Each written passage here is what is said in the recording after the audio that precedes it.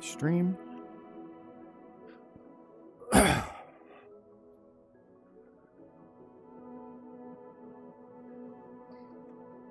it says we're streaming now, so that's good.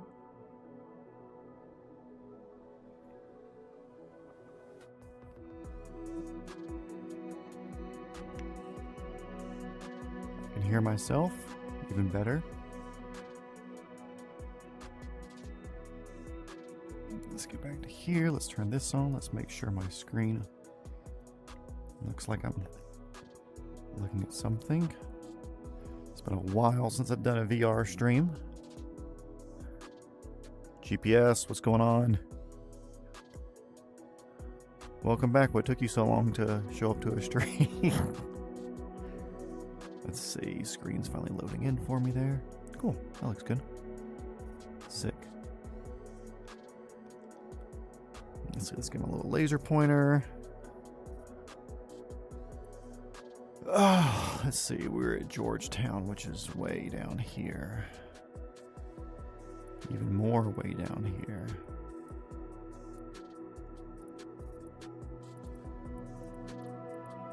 Wait, were we at Pyongyang?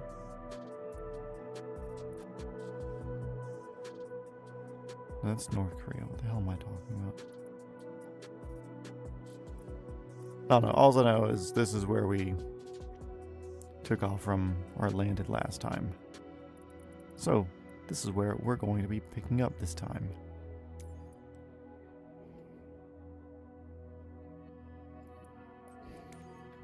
Yeah, I'm just 30 days late.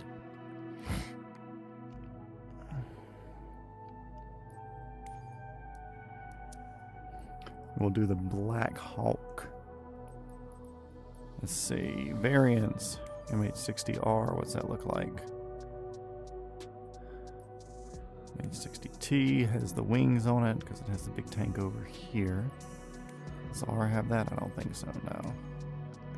MH60S. No, definitely not. Let's do the R. Not as much range, but we're cool with that.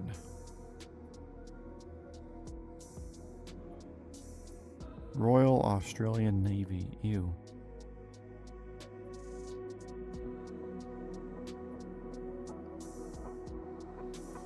Griffins are cool.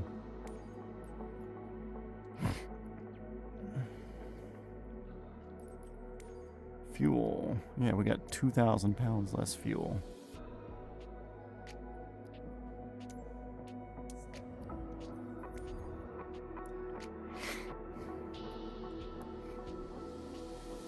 Yep, this is first time using the Black Hawk for the Round the World series. I believe we're coming up here. Is it still one thing? Yeah, so that is arrival. Where can we go along the way? Is this all towns and stuff? It's all farms.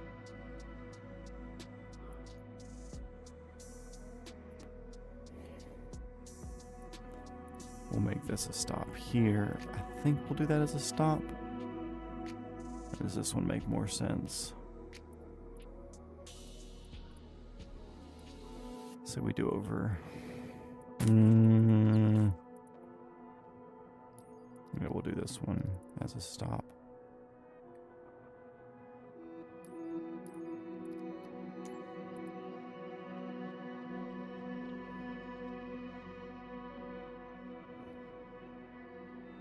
We'll swing back around this way. Yeah, that looks like an event. I'll take it. Flight conditions, live. Of course, it's probably going to delete all my things. No? Sick. Cool. Let's get into it. Tomothy, what's going on? Dude, I haven't seen you in one of my streams in months.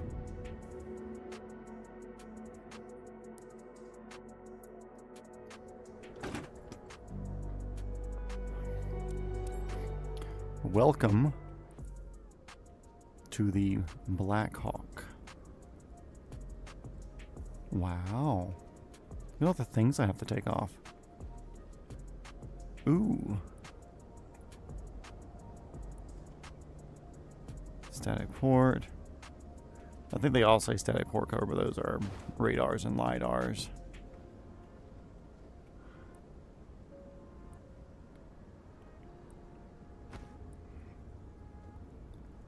I'm not going to open and close shit because I don't know if it works as opening and closing.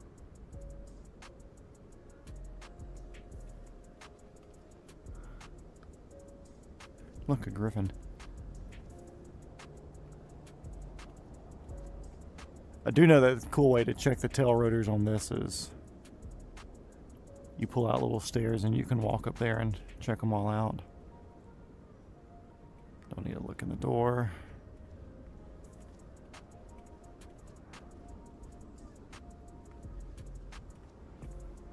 Yeah, it is because I haven't streamed a month. That was the joke. Oh, cool. There's a... I wonder if that changes as we move. 'Cause that looks kind of like the mountains and stuff over there. Okay, I think I've got it all off. We'll see if it fights me once I get in. Okay. And because the tail is dirty and dented. Aircraft, we're actually going to tab and put this up here for us. Because this has a hell of a checklist. Parking brake is set. Cool. Tail wheel switch is locked. Sick. Fire T-handles forward. Check APU fire T-handle in. Battery switch on. Our battery switch is right here. Fire detection test 1, 2. Test check at the fire system. Doop. Handle lights up. Handle lights up. Cool. Turn that back off. Interior, exterior, NVDs lighting as required. Don't care. Area is clear enough. Plugs and ports. Let's see. APU switch.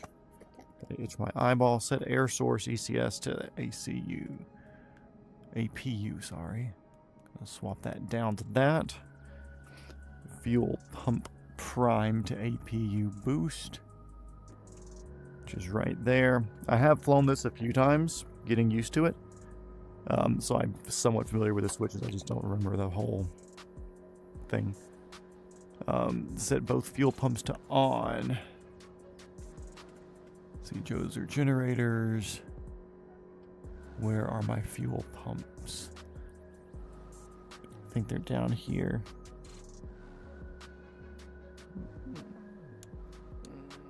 Fuel boost pumps on.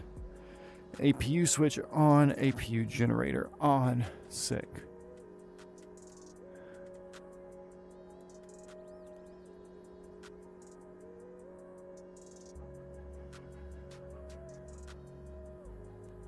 No, APU control switch. There we go. We hear the APU turning on.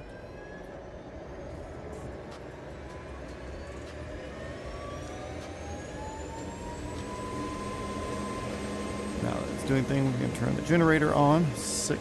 This APU has more power than the R22 I trained in. Air source set it as required, so we're going to take that back to engine, because we'll be using that next. Flight mission display. Those are these knobs right here.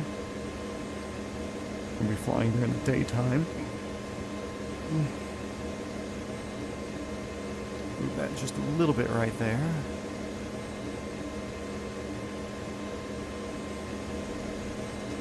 It's a two-person required vehicle, but there's only me in here. Turn PRI and DCU computer power switches on. Those are these over here. Then I'm doing the ones next to them next, which would be the EGI 11 and 22s.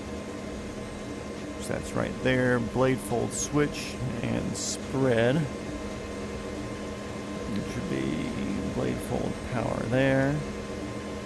And spread. So when do these things fold? Actually, I don't care. Spread. Pylon, rotor, spread lights. Check pylon, flight, and rotor spread lights are illuminated.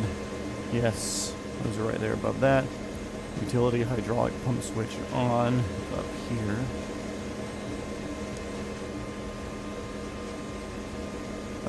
Altitude's checked. We're pretty much at sea level.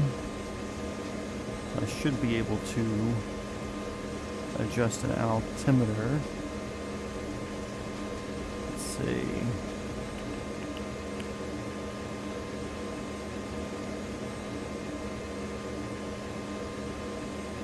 Barrow.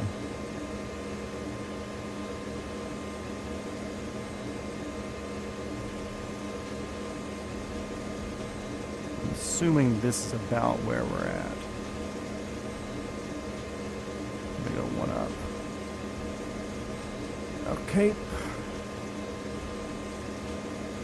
Check page, check advisories. Oh no, a lot of stuff. No, I have not used my license. I'm out of money. I need to turn my TV volume down so I'm not blasting you guys with double sounds. I do plan on using it soon, though. Fuel quantity, radar altimeter set.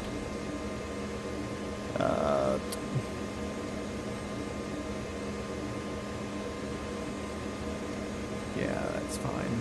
It's showing 0. Comms, loaded equipment. Cool. Starting engine. Here we go. Area clear. Doors locked. SAS is on, which will be over here.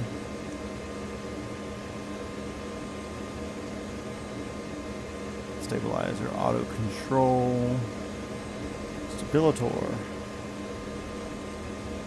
engine ignition switch normal.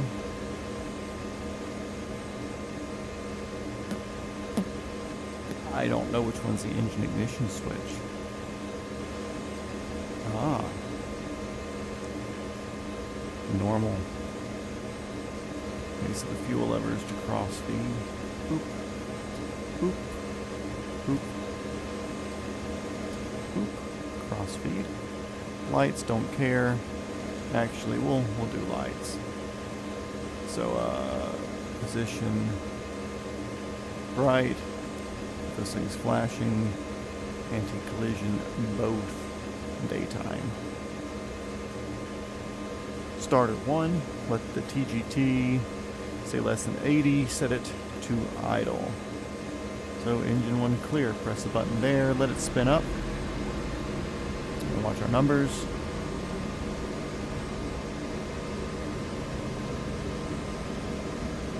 The blades are moving.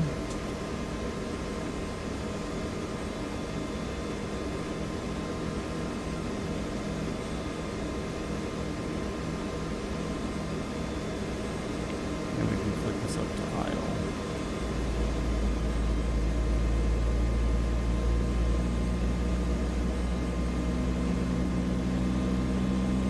Coming up and coming live. Cool, cool.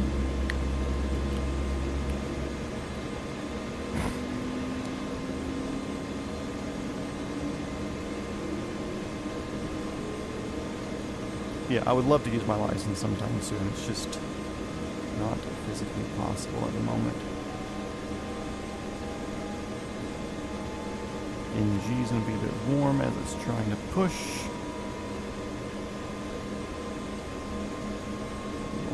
Engine number 2.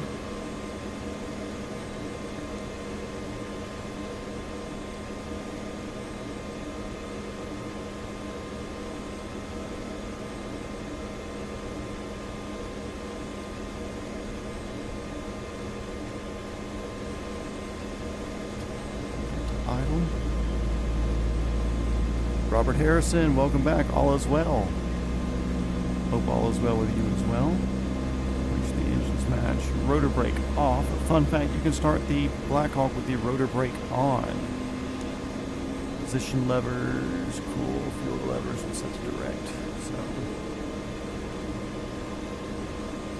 torch.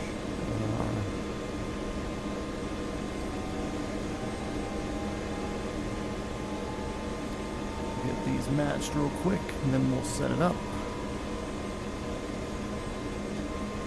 Yeah, good to be back. Been kind of busy, still kind of busy, but I haven't done this in so long that I really needed to do one. Really needed to do an episode, not just for you guys and for myself, because I did make this promise to myself of making sure that this all happens.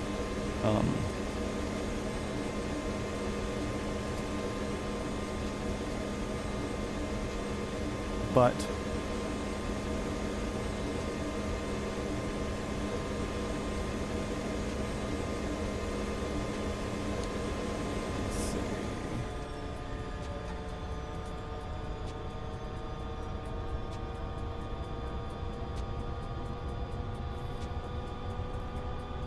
APU's fucking noisy.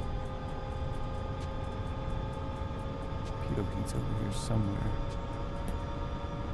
Oh, here it is, that's right.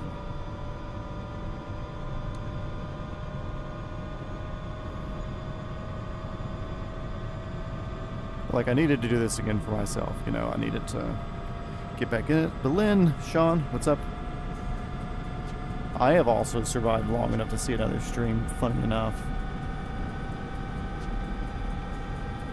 Chalks move, lights, parking brake, tail wheel switch, that. I still have one light on, the AFCS. I don't remember if that goes off or not.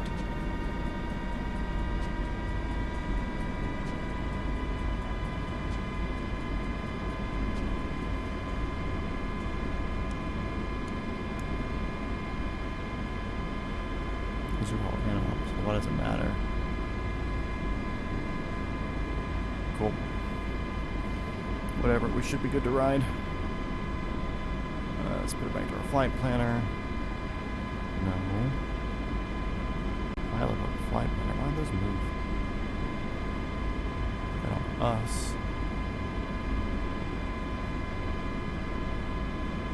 Tab down there. Let's get myself sitting the right way.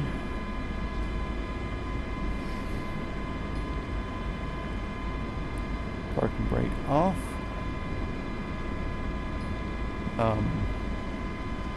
Yeah, I really needed to do another episode, or else it would have turned into one of those forgotten type things, you know. Oh, I know what's wrong. Could have just broke the tail wheel off right there.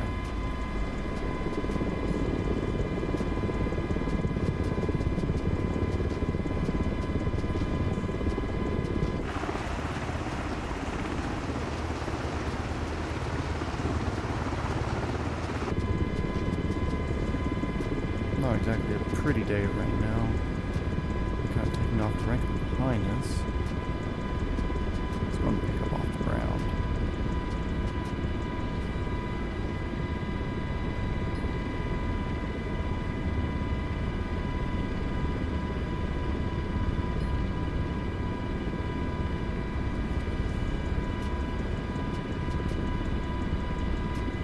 Okay, whatever tower, this is helicopter. November 7534 Lima, picking up the helipads and departing directly to the north. And the cool thing about Blackhawks, you can pull absolute full collective, and it doesn't matter. It has a torque limiting system in there, so you can really, literally just pull it as hard as you want to, and it will, it'll take it. So there's a fun fact.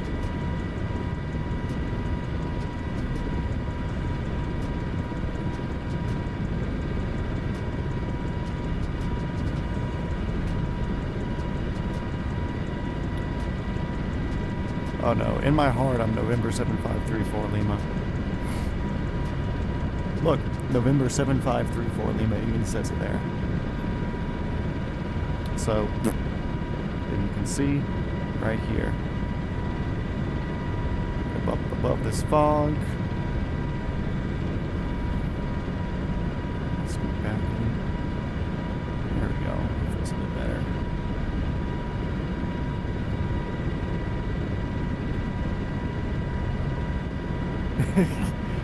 Well, see, now that I'm a licensed pilot, I have November 7534 Lima in my heart.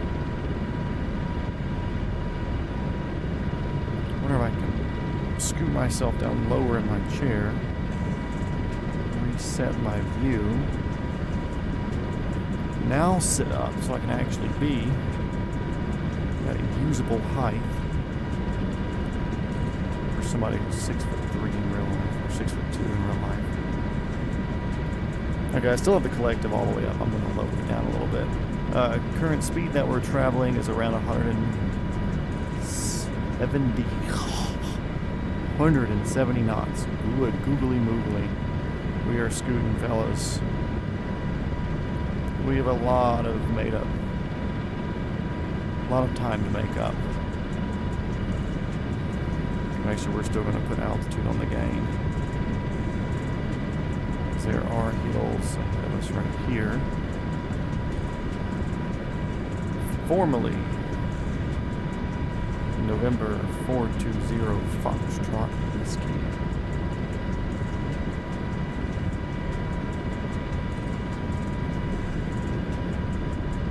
Okay, are the volumes still good as far as like background music and everything?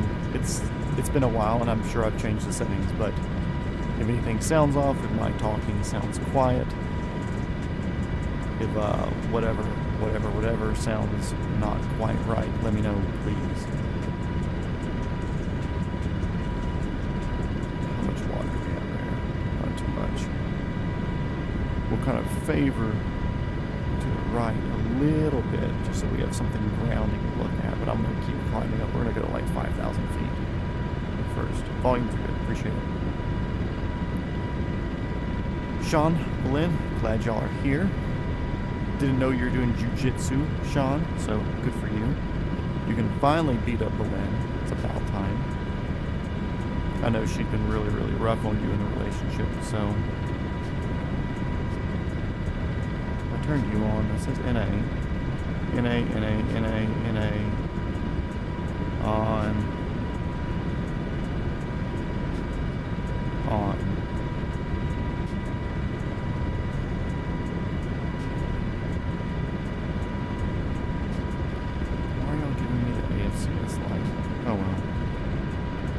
I have no idea what if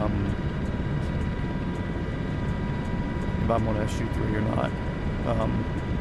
It's literally whatever it pumps in. I signed up for the beta or the alpha, whatever it was, where they let people play for like a weekend or something like that, a month before it came out. I was in there for that, and that's the only precursor event that I've done for the sim. I haven't signed up for any of the betas. Whatever updates it pumps in automatically is what it does. I could not tell you. I've got no idea. I don't want to say it's relatively low on my list of things to worry about, but I've also been pretty busy the past month, if it hasn't been clear by me not streaming for a month. So I've been busy working Will Trent, the show that I usually do. Busy getting my license. I'm a certified private pilot now. A couple of other little shows I've worked on. My friend that has a shooting range, we're doing some work on his property. We're hosting an event there next weekend, so I'm going to go over there this weekend and tomorrow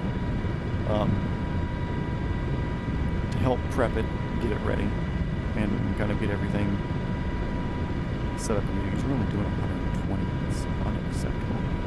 What's ground speed? 95. Gross.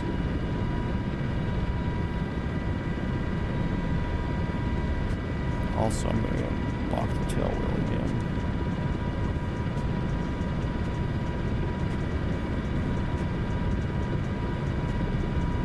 Let's bring NR down just a wee bit to 100. Yeah, booked and busy. Yes, but also no. Sadly. I've been busy. Not all with bookings though, which sucks because, like, you know, there's there's a lot of stuff I'd like to do. My voice is just a little quieter than normal. Okay, let me pause this. I'm gonna hop over to my streaming thing. Where's my mouse at? There we go. So mic audio's all the way up.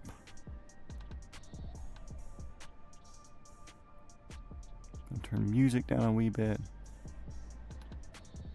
And turn that down a wee bit.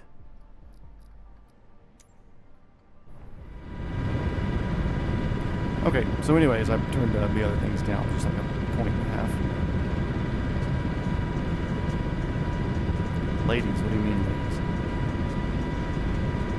That's wishful thinking. Thank you, Robert. But, about the license, so yeah. Did a little stream about my license issue, which we got a bit of a flight today, so we'll go over that here eventually. But I've exhausted my allowed funds for the moment, so I'm not flying at the moment. Want to go up, not next weekend, possibly next weekend. This weekend maybe pushing it because I've got some bills to pay. But I'd like to go up next weekend, and I'd like to take my dad down to Barnstormers at a Peach State Aerodrome, which is GA2, is the airport code. Restaurant next to a little grass field, a lot of small planes flying in and out and stuff, so I'd like to take him from the airport I trained out of down there.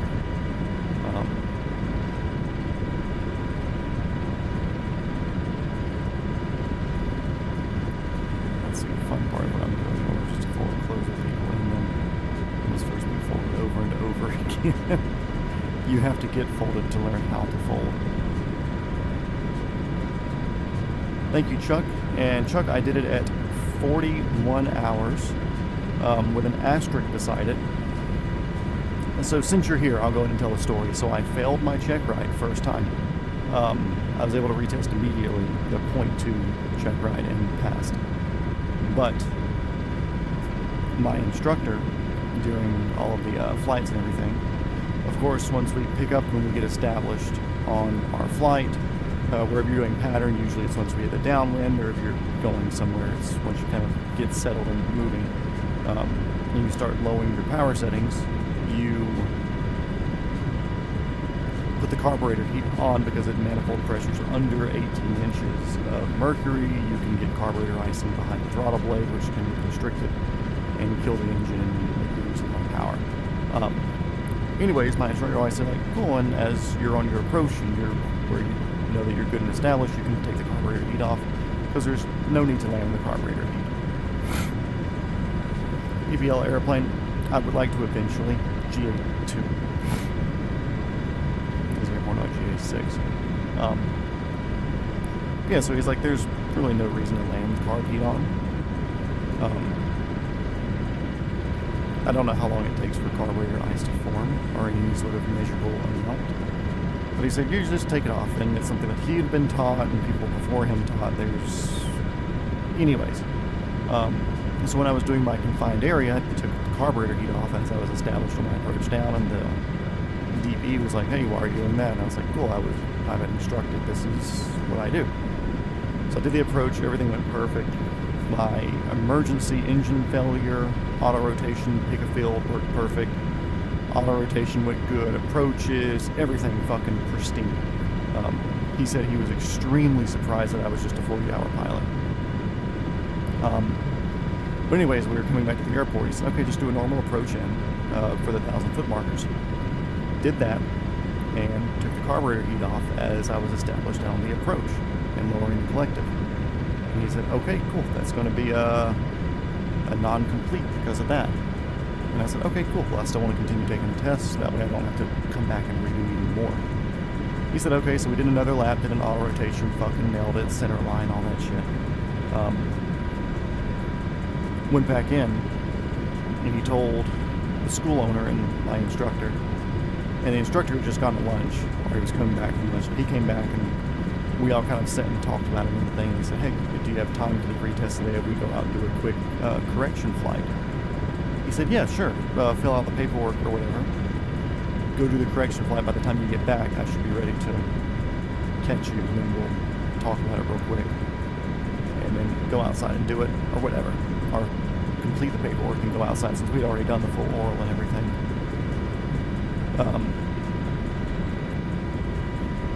So anyways, once we just did a quick lap, just left the carburetor heat on the entire time. Came back in, hopped in the DPE, did a lap. No, I didn't even, I'll put it like this, during the engine, Tom's comment says, what, you didn't overspeed during the auto? Fuck no. I didn't even hear the low rotor RPM horn on my auto or my emergency engine off auto, because I had the collective down so quick and I was able to catch it that early. But anyways, yeah, we just did another lap with the carb heat on and passed. So technically I failed my check ride. It's in the book as a failed check ride. But it was immediately fixable. And it was something where I was talking to my instructor later. And he's like, dude, every single pilot and instructor that I've ever known always says, cool, there's no need to land with the carburetor heat on. It's like, once you get your approach established, you come in and you do that. He's like, now if it's cold and it's fucking crispy and like icing conditions, you're trying to get down, you're not supposed to fly in no icing, but if it happens, it's like, obviously do that, or it's chiller and more moisture, whatever, like. But anyways, yeah, if you look in the Robinson handbook, there's a placard on the little thing that says 18 inch manifold or less, you need to have carburetor heat on regardless. And I think it's like safety notice 10 and 21 or something like that, where it talks about that. So anyways, yeah, just a quick correction. It wasn't something where I'm going to be like fighting this muscle memory of taking the carburetor heat off on my approaches. Because for those of you that don't know, in the Robinson system, it's around the 22 and the 44, it's a gasoline engine or a avgas engine. It's not torque managed, it's not actively power managed, it's passively power managed by you, the pilot. So the engine can produce up to like 160 or 180 horsepower, something like that, but it's limited to 131 or 124 horsepower. 124 in a normal, 131 for like a 5-minute max power type thing. But it's managed by you moving the collective and how many inches of manifold vacuum that you're pulling. So when you're really pulling or asking for power out of the engine, you have more manifold or lower manifold pressure, a better vacuum inside the intake system that's trying to pull all the air through. And with different temperatures and altitudes and stuff like that, it says, okay, cool, at 2,000 feet, if it's 30 degrees outside, you can pull 22.5 inches of manifold and 23.4 inches of manifold. And that's just saying, like, cool, you can move your hand this much, and that's going to limit you to that 124, 131. But with that being said, when you put the carburetor heat on, you do lose some power because it's warmer air, it's less dense, but you're allowed to pull an extra 1.5 inches of manifold pressure, which means you're allowed to get that extra power that you're losing, so you're not effectively losing any power out of the engine, you're just making it not ice. You're getting less gas mileage out of it, but for a gallon an hour or whatever that you're going to be losing, having a carburetor heat on is not worth it. Just put the carb heat on. Not worth falling out of the sky for fucking icing on a 70-degree day. That's a stupid way to have an ATSB report made out of you. So yeah, technically failed my first check ride. I'm not upset because he also said he was kind of judging me at first because he saw the books, and usually people do the books, which I know Chuck had talked about before. Most people are 50, 60, 70 hours to get their private from nothing. You know, I had no fixed wing experience before. And he saw that I had 41 hours, I think is what it was. And he was like, oh, okay, here we go. Just some fucking 40-hour person begging for a check ride, and they gave it to him. My instructor says, what the fuck did he mean by that? He's like, if I signed you off to do your check ride, he's like, I think you're ready. I'm not going to tell you to go just because you want to go do it. But he said for a 40-hour pilot, that was phenomenal, which I'll take that. I'm very, very pleased with that. Like I said, emergency autos, normal autos, everything just went fucking smooth. Radio calls, changing my plans, diverting and everything like that, doing my estimations, it all went fantastic, at least in my opinion.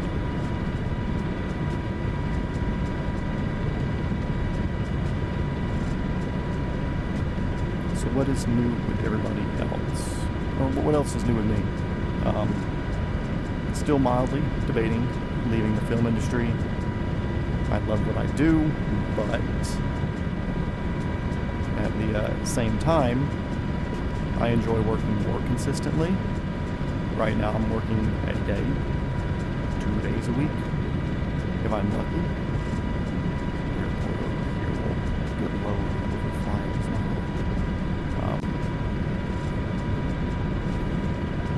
I would like to work more days a week because obviously more money, that means more opportunities to fly. I've told all my friends and stuff like, hey, when I have money and I want to go fly, if you want to split the cost for an hour and go up for $200, do the whole pro rata share thing, where I can't ask you to pay me for a ride, but I can ask for 1/2 the operational cost in rental and fuel and whatever. So if it's a $400 for an hour's worth of rental with gas and everything, then it's easy to ask for $200 for somebody.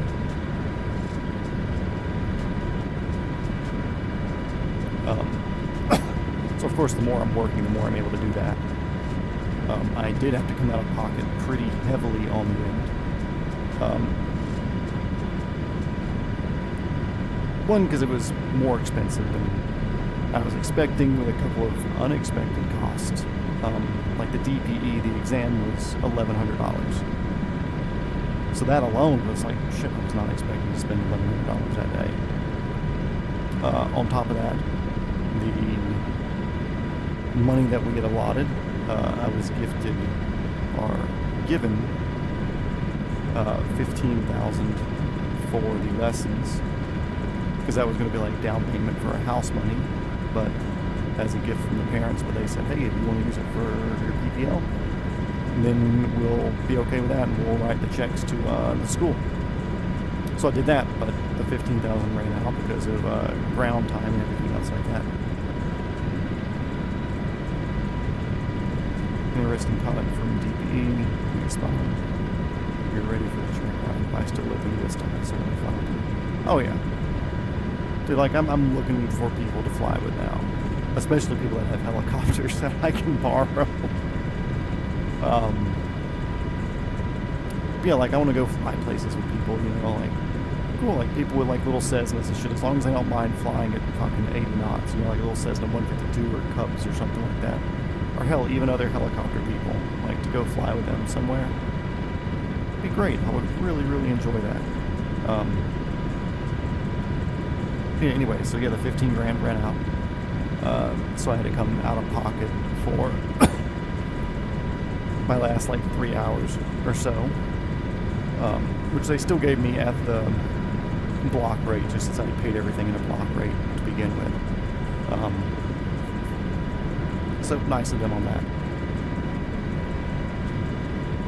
But yeah, so I was out $1,000-ish for 3 hours, plus the $1,100 on the DPE. What else? The insurance. So you have to have a non-owner's renter insurance when you're using a helicopter solo. I didn't have that, and that, guess what, $1,000, like 800, 900, something like that, but give or take $1,000. I still need to buy a headset. I've got a borrowed headset from a fixed wing friend right now, and I bought the adapter to use. She hasn't asked for it back yet. A good friend of mine lives really, like, I could fly my drone to his house. That's just across the lake.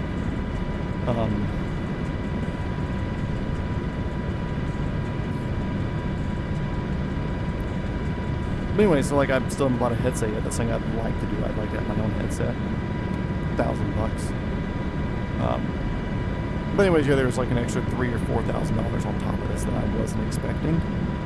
And if this was last season of the TV show I'm working on, where I was working 3 to 4 days a week, or if this was 2021 when I was full time on like 2 shows at the same time, then like that wouldn't be that big of a deal because I'm making more than that a week, and it's not hard to make up. But right now, it's like, okay, cool, like my bills are paid. I had gone through what I wanted, and we had just done an entire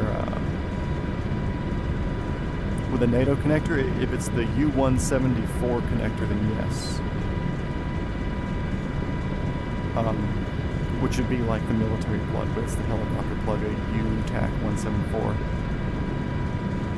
I said TAC because you were the one who commented. Because anybody else would have said U-174.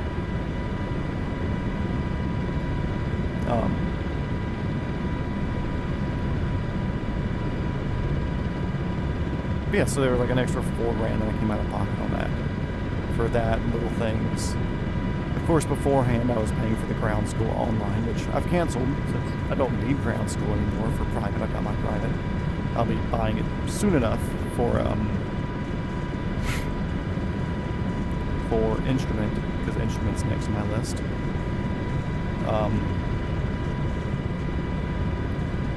And then commercial, obviously. No, haven't got a headset yet. Just come to my mind, don't buy one. I'll still pay you for it. Which I still need to pay you for the little leg straps. Which I need to make another iteration of my kneeboard. I have a couple of more ideas that I need to adjust and integrate in.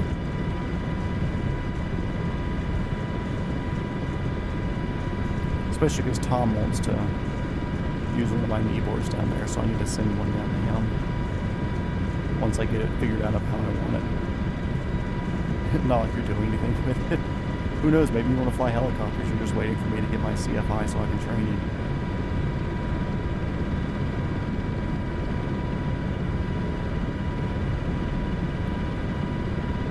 But yeah, so like, it'd be great if this was 2021 and I was making the big money. It'd be great if this was last, I mean, hell, even just last season of the show I'm on, I was doing pretty good. Wasn't doing the best because I wasn't working 4 or 5 days a week every week. But I was working solid 3 days a week. 1 or 2 as the armor, 1 or 2 as the props person. So it ended up being pretty good. Get the strap on or whatever Tom's calling it.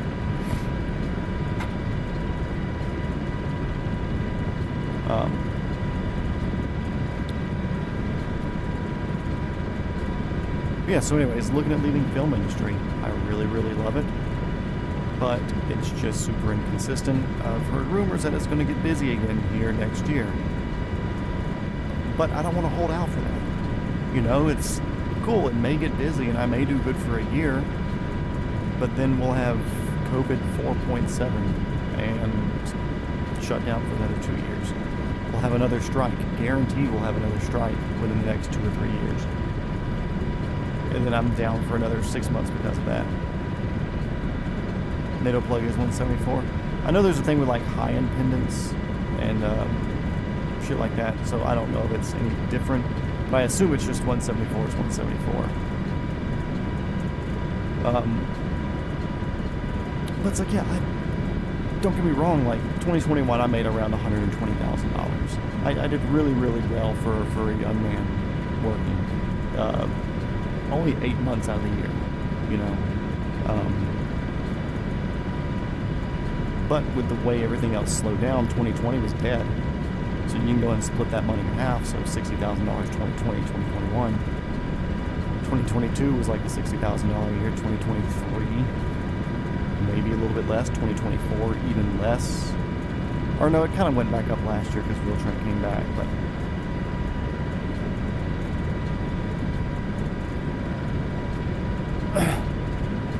my brother has one that he uses in the C-130s, but it's the David Clark's. I don't think it's a noise canceling or anything like that. It's just a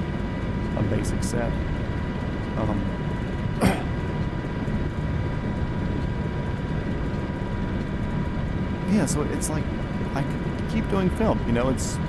There are really good years and there's really good upside when I am working. And I'm really good friends with a lot of stunt people, so there is a chance that I get to work as a stunt person, which means I'm making base of $1,000 a day. And then there's residuals on top of that, so if your show gets played, then you make money every time your show airs, or the movie airs, or gets played, or whatever. So it's something that's a very big thing for me to let go of. Don't get me wrong, film was never for me. No, I'm not the film industry person. I'm not a standard Hollywood sort of individual. Hollywood's very left-leaning, very liberal. That's not me. I'm a white Christian male. So it's... the industry's not for me. It was never my industry to begin with, so it's not like my industry's dying and being stolen. It was never mine to begin with. But it's a fun thing, and I've got a little niche in it that's very well suited for me because I'm pretty well respected in my circle. People love me. We've got the entire cast coming down to my friend's property next month for a training day. So one of the top primetime TV shows on whatever night, Monday, Tuesday, Wednesday, I forget what day it usually airs. They're all coming down and they're paying me for training, which is wild. But do I want that to be what I sustain myself on? Is that where I want to keep myself morally? Sure, I could do it. I could keep going through this, and even if it averages out to $60,000 or $70,000 a year, it's not bad. But if things do get better and it stays better, then yeah, I'm making $100,000 a year. Easily. But is that morally worth it for me? Who's very opposed to a lot of the messaging and the scripting and the lifestyles and whatever else that's pushed with the film industry? I don't think so.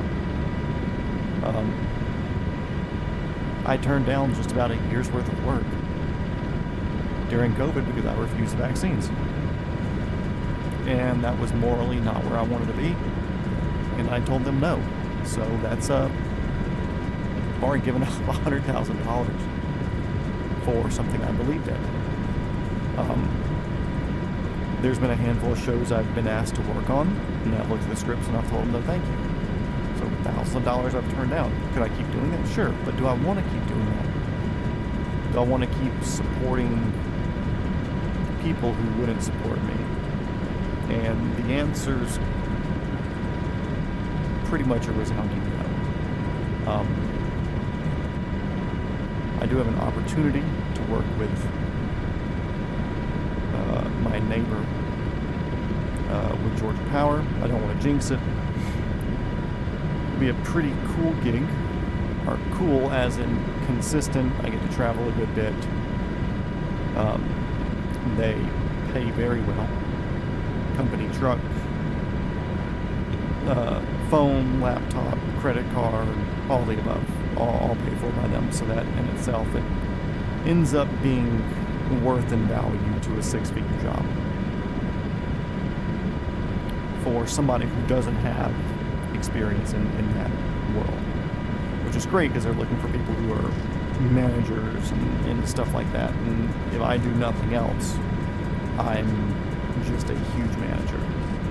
A little bit less so when I'm doing the gun stuff, but working in the props world, or even in the gun world, in the film industry, I'm working with budgets anywhere from $1,000 to $1 million, depending on the show. Many vendors that I'm talking to daily, invoicing, paperwork, receipts, blah, blah, blah, blah, making sure everything gets shipped in. There's a lot that I do that translates everywhere else. It's just hard for people everywhere else to see that. Which I'm sure Sean could even probably, even though it didn't apply to the job that me and him worked for, it was something that I kind of explained a bit when I went to the job interview when I was working with them during the strike. I was like, cool, you you see like, oh, cool, props person in film industry. What does that mean? Well, it means a lot of stuff. It means I'm capable of a lot of things. I just happen to be in an industry that takes advantage of all of them instead of just one particular small aspect of it. But yeah, I need to re-up my resume here eventually.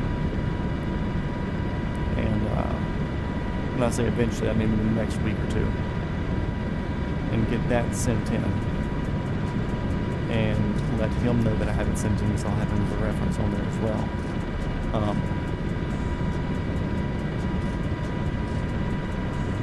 Because he said, if he's asked, he's like, yeah, I want this guy to work with me. Company that's not going anywhere, you know, it's, I don't want to say it's recession proof, but it's Georgia Power. It's the power company for the entire southeast of the United States, and one of their sub companies that serves the entire country. So it's got the gusto to sustain me and give me gainful, useful employment for many, many years with a lot of upward mobility, a lot of benefits, and a very good bit of money. And even if I don't plan on being there forever, and I plan on doing a helicopter profession one day, it definitely will be paying me enough so I can start pursuing that on my own time, because it'll be 2 weeks on, 1 week off, you know.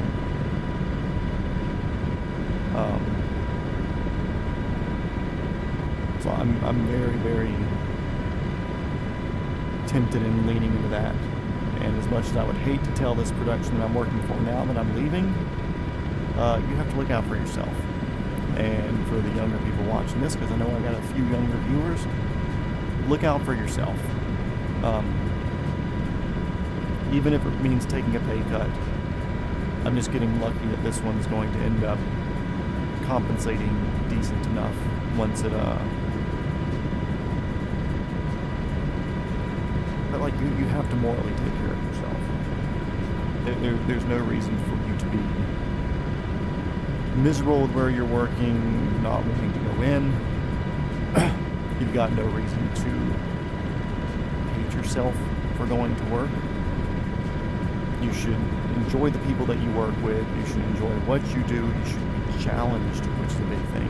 Don't do something that's easy for you. Stay challenged. But even though this is still technically a pay cut for my good years, even if it wasn't, even if it was less, you know, it's still worth it for me just to go somewhere where there is the chance for upward mobility, like fair raises, benefits, consistent work, not having to worry about my morals being pushed in different ways or whatever, because that's not something that's worried about there.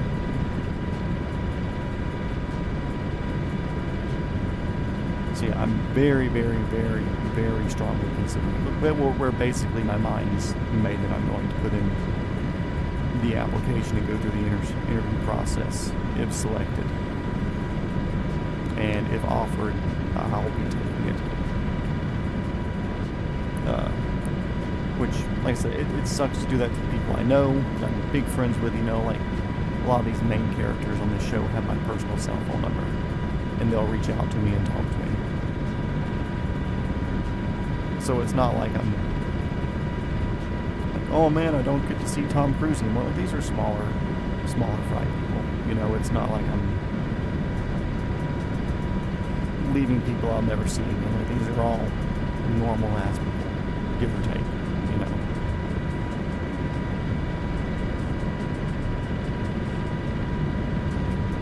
But so that's where I'm at.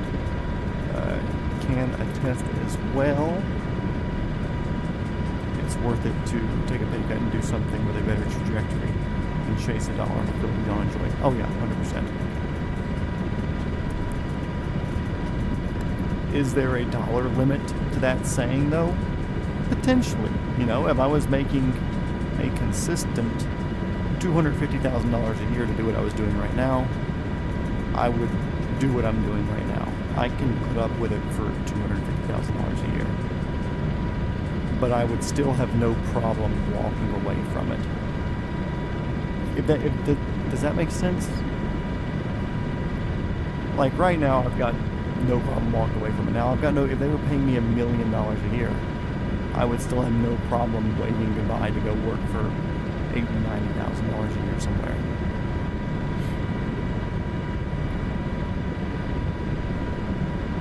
Part of that's just because of the mentality I have to have in my position, but part of it's also because I have a very strong moral compass for what I see as right and what I see as immoral, and I want to align myself with people who are thinking and existing on that same plane that I am, on that same helicopter that I am. I'm saying like I have to already think that in my job anyways. For those of you watching who don't know, or rewatching this in the future, I'm an armorer in the film industry. I'm the guy that handles the guns. I'm a guy that was offered an interview for the rough position that Alec Baldwin ended up killing somebody in. Everybody here in Georgia, all the main armorers, we were all offered an interview for it. Most of us turned it down just because they told us what they wanted to pay and it wasn't what we wanted. I was told beforehand by others not to take it, so I turned down way ahead. But in my line of work, in my job, we have to be very confident and comfortable telling the person who signs our paycheck to kiss our ass. It's also easy to say this between two middle. It's also easy to say this when it's between two middle upper class paying jobs. Oh yeah. Yeah, it's easy to say like, cool, fuck you, I'll go somewhere else and go walk into a job that's paying the same. You know, it's... I also know that I've got a decent skill set I can take anywhere. And I don't want to say get hired anywhere, but I could be hired in most places if I'm given the opportunity to interview.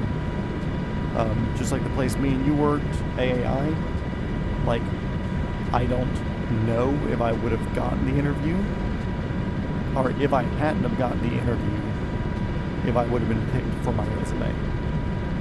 Because my resume looks wild for normal employment people. But I do know on the Indeed website, whatever the job application site was, there was like a record your voice and answer this question sort of thing. So I don't know if that was something that they listened to and they were like, oh cool, this guy answered it and he sounds like he's normal. Or whatever the case was. I don't know what prompted them calling me. I also don't know how many applications came in for the position. Shit, I might have been the only fucking person to apply. I don't know. I never asked. We'll have to talk about that one day. But I know that if I can get an interview, I'm pretty... I don't want to say I'm guaranteed the job, but I'm pretty well inclined to think that I'll be doing the job. Very good at interviewing, very good at talking, very good at explaining what my experience is and what my experience can lead me to do, even if it's not directly related to what that particular job is. But yeah, like you said, it's easy for me to say, oh yeah, I'd walk away and go do something else.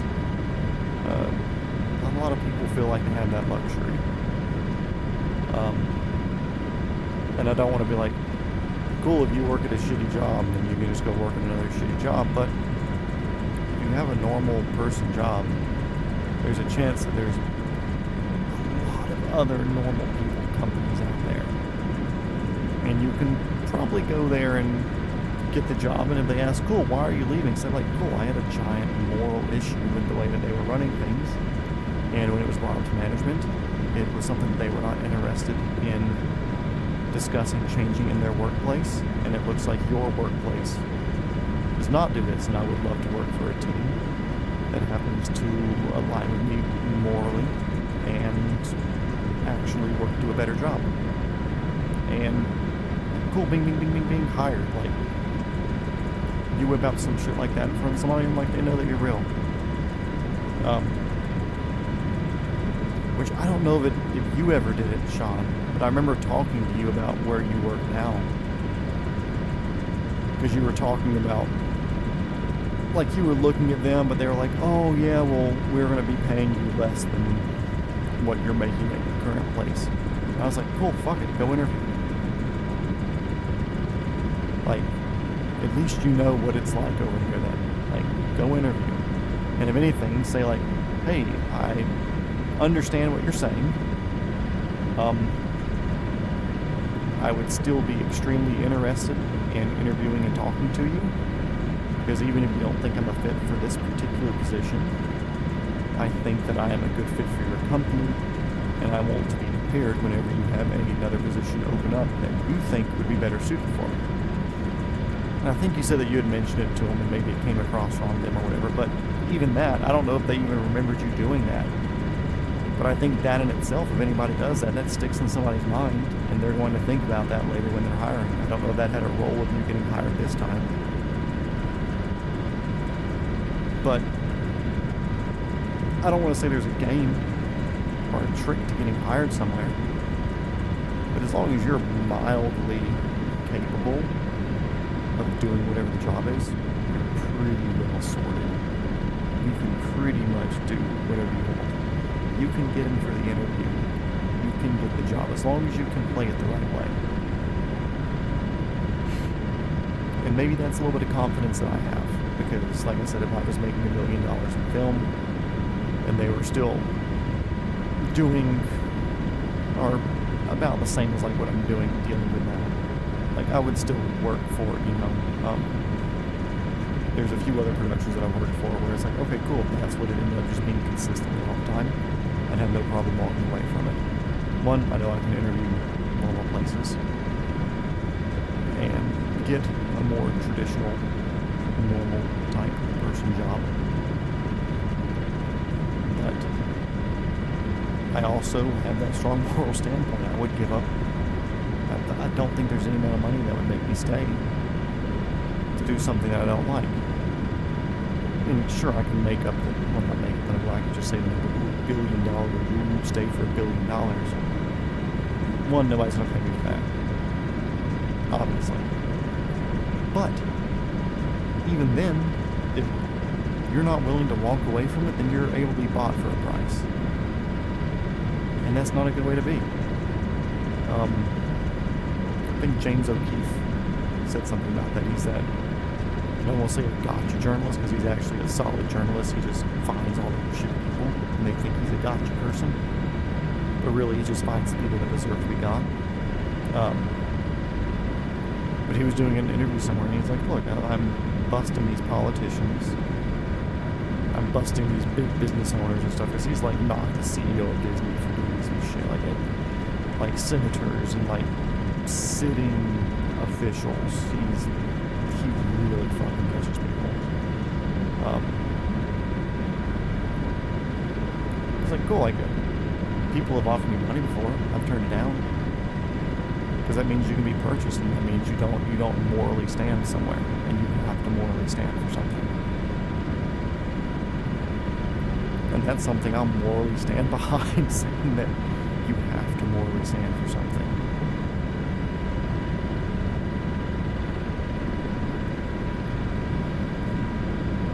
I wish I could work at a cat cafe for my current salary. You can, you just have to be the owner of the cat cafe. Think differently. You can do just about any job for any salary. You just have to be the owner of the company when you're doing it. There's another life hack. You want to make $1 million a year with a cat cafe? Cool, open 10 of them. Am I wrong? Am I way off base? Am I missing something? Because I'm pretty sure that's a true statement. You want to make fucking $1 million a year sweeping floors? Cool, open a janitorial business that contracts and goes out to different places. So that way they don't have to keep janitorial staff inside, or it takes out one little thing. Like, I'm sure there's not a janitor service or a janitor at Sean's place. But I'm sure if somebody were to come by and say, hey guys, for $200 a week, I'll send somebody over here once a week, and they'll completely mop the floors and everything else and whatever, and bada bing, bada boom, they'd probably hire somebody contract to do that. I know a lot of places would. Just because it's they can make a lot more money being productive at that time than getting everybody else to do it. Quickest way to become a millionaire is start a cat cafe with $1 billion. True. It's the same thing about a lot of things. The quickest way to become a millionaire is become a billionaire and start doing X, whatever X is. ChatGPT, how do I open a cat cafe? I guess it also kind of depends on like what are you serving? What's the? Is it going to be a coffee place? Is it going to be a food place?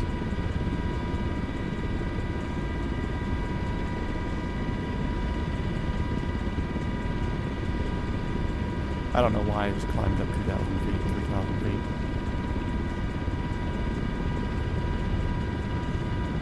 Dumped all of our speed. Who cares? We're having fun. Buzz balls. Not bad.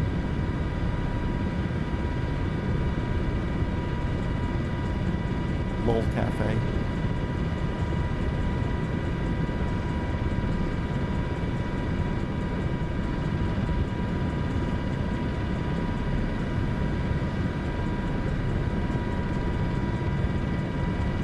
I mean, this helicopter is technically IFR rated, so I can just punch these.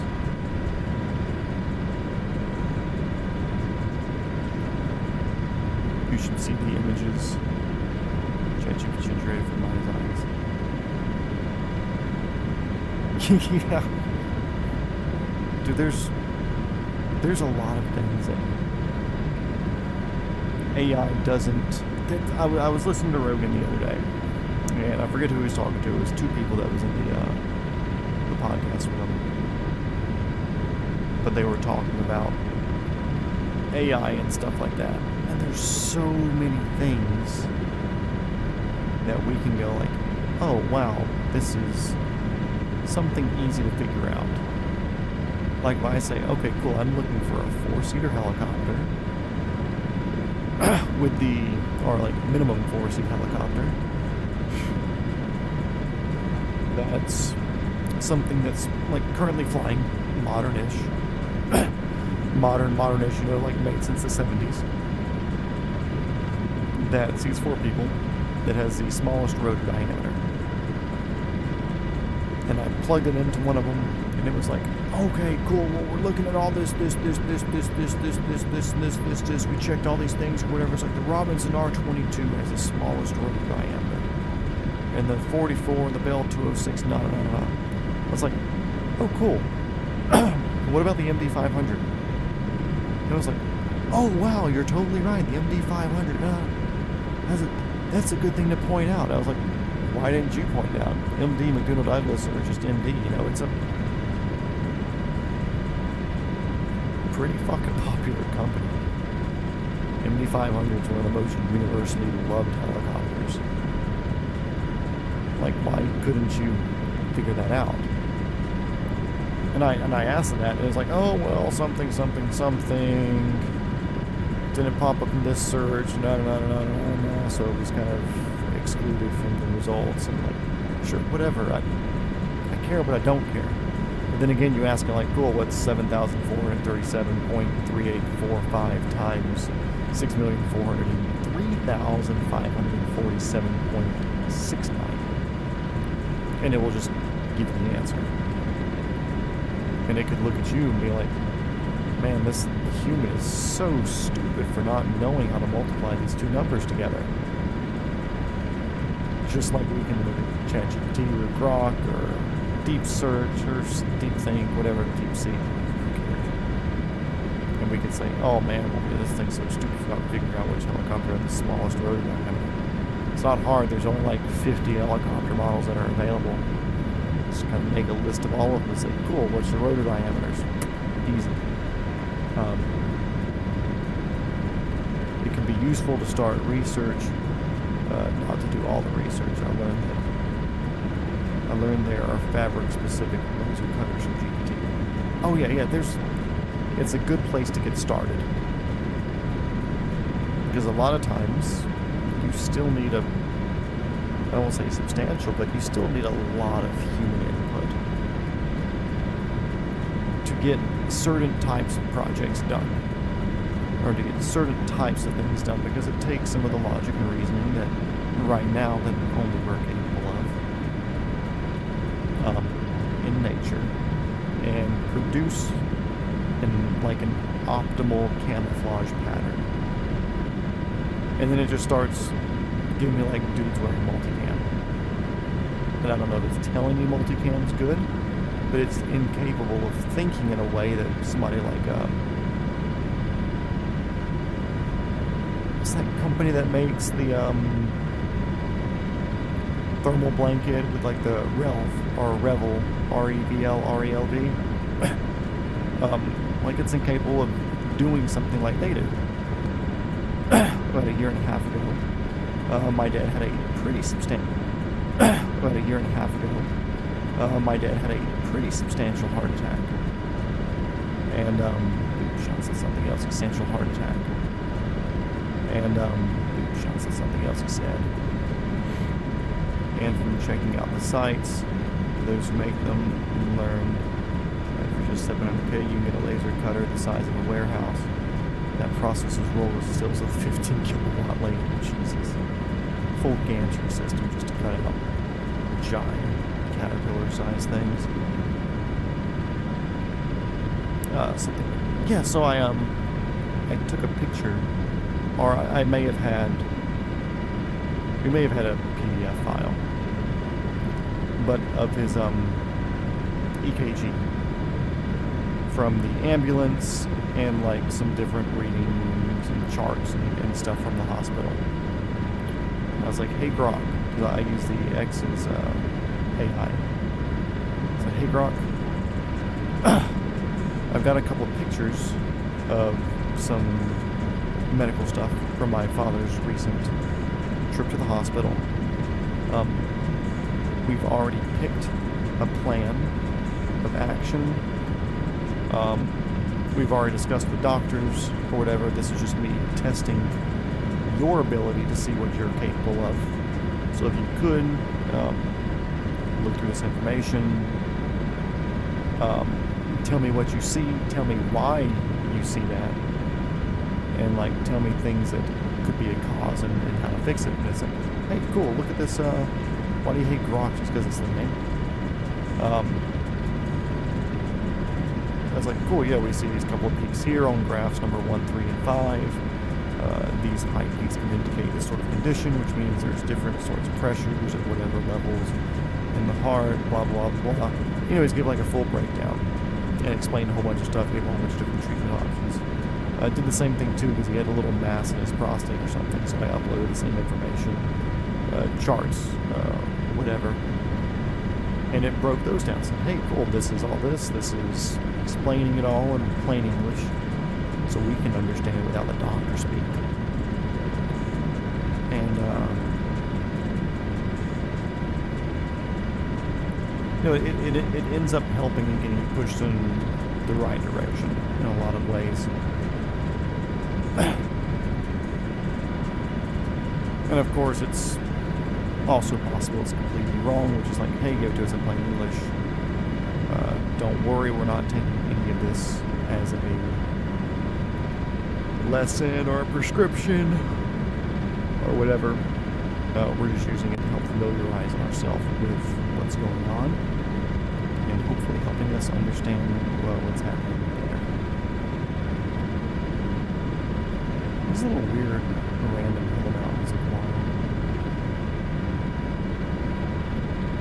Have y'all, speaking about weird hill mountain type thing. Have y'all seen the video of the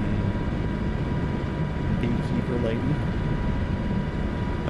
going into a house and like standing over the spot and being like, just so you guys know, there's 80,000 bees under us right now. And they pull the carpet up and she cuts through and she lifts up this piece of plywood from the floor. And there's like 150-pound beehive, just like glued. It is late for you. Good night. I will do my best to have a safe flight. Much appreciated. Thank you guys for dropping in.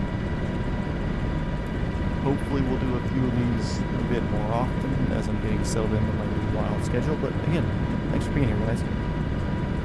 But yeah, so she has this giant fucking wild looking beehive. Because it's not like a hive, it's the all the honeycombs just on the bottom of this plywood because the house was safe. They didn't need to build a hive around it to keep it safe from anything. But it's these huge natural honeycombs, and it almost reminds me of like big water erosion sort of things. Like when you look like sandstone near where or near the beach or something. The water runs down through the sandstone, and maybe it's a sandstone that's kind of the shape of this windshield, but it's a whole bunch of cracks and crevices going up and down. Anyway, I'll post a link in the Discord, so for anybody that's watching that's not a part of it, or watching later, there is a Discord, and I believe it's in the channel description, or something like that. If not, make a comment, and I'll send you a link. Looks like we can see this road right here. Oh, actually, we're going to take the road straight ahead. You can see this one. There's something that kind of comes straight through. I can keep following roads and stuff, but it's just going to keep adding time. So we're almost to about a halfway point.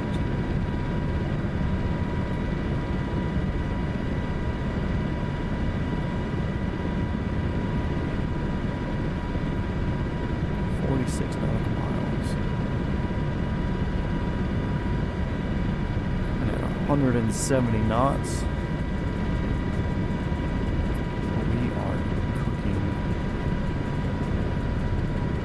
Able to turn up my mic volume? Yeah, give me a second. I'll turn the mic volumes all the way up.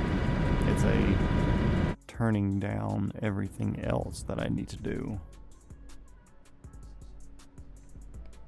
Where's me mouse? Okay, let's see. Flight sims at 14.9. Take it down to negative 15.9.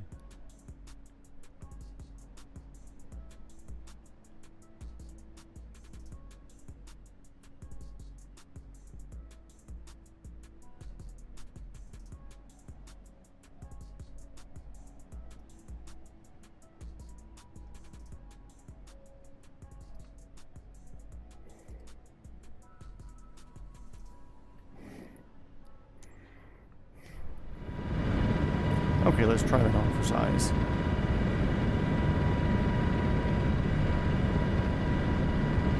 I mean, it is a Black Hawk, so they are kind of just loud by nature. The APU in this thing is like really loud, though. Maybe that's just the way it is. I don't know. Ooh, handhold. I really want to like put my hand here. That actually kind of like looks comfortable just to ride, holding up there. Indicated airspeed 186, ground speed 187. So we just got like a 1 knot tailwind. Oh, cool. Okay.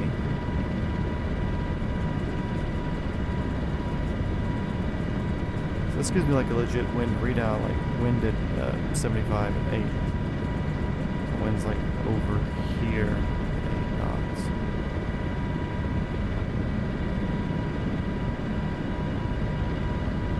I think that's what it is.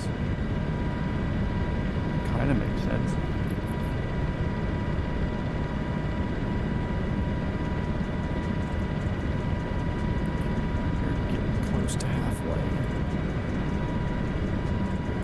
It's been a while doing this, and I forgot to put my water bottle next to the computer. So during our FBO stop, I'll definitely be grabbing that. Oh my God, George, stop sending me reels.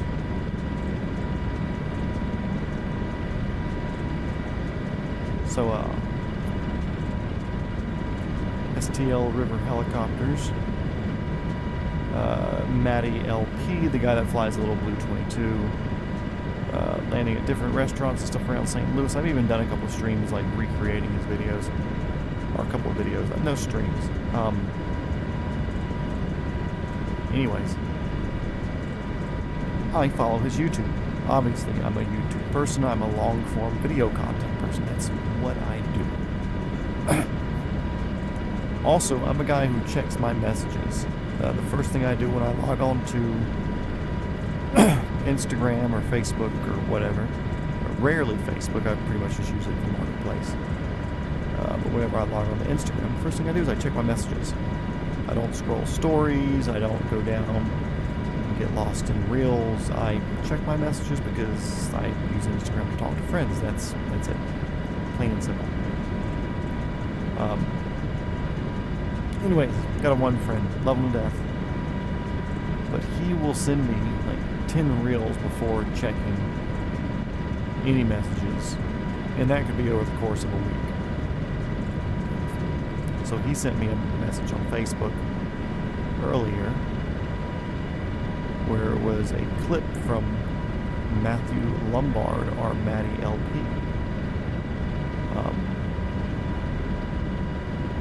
And Matt's a guy that I've been watching since he was new. I'm pretty sure I watched his first helicopter video, because I'm always searching for stuff, so I find stuff pretty early on in most cases.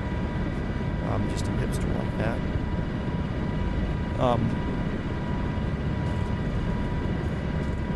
Okay, he sent me one of Matt's videos on Facebook Messenger, and it's one of the short form, like a real vertical video. I don't say there's no substance to it. I like Matt's stuff, but I like watching the whole thing, hearing the talking, discussion, technical stuff. That's what I live for. But anyway, I replied. I was like, this is STL River Helicopters on Instagram, Matty LP on YouTube. He does long form video content there. I watch all of his long form content, so I've seen this video before, but like the full 20-minute version of it. On top of that, I've been talking to him for watched a lot of his videos. Yeah, he's a cool guy. It's like I've watched a lot of his videos, or I've been talking to him for like 2.5, 3 years.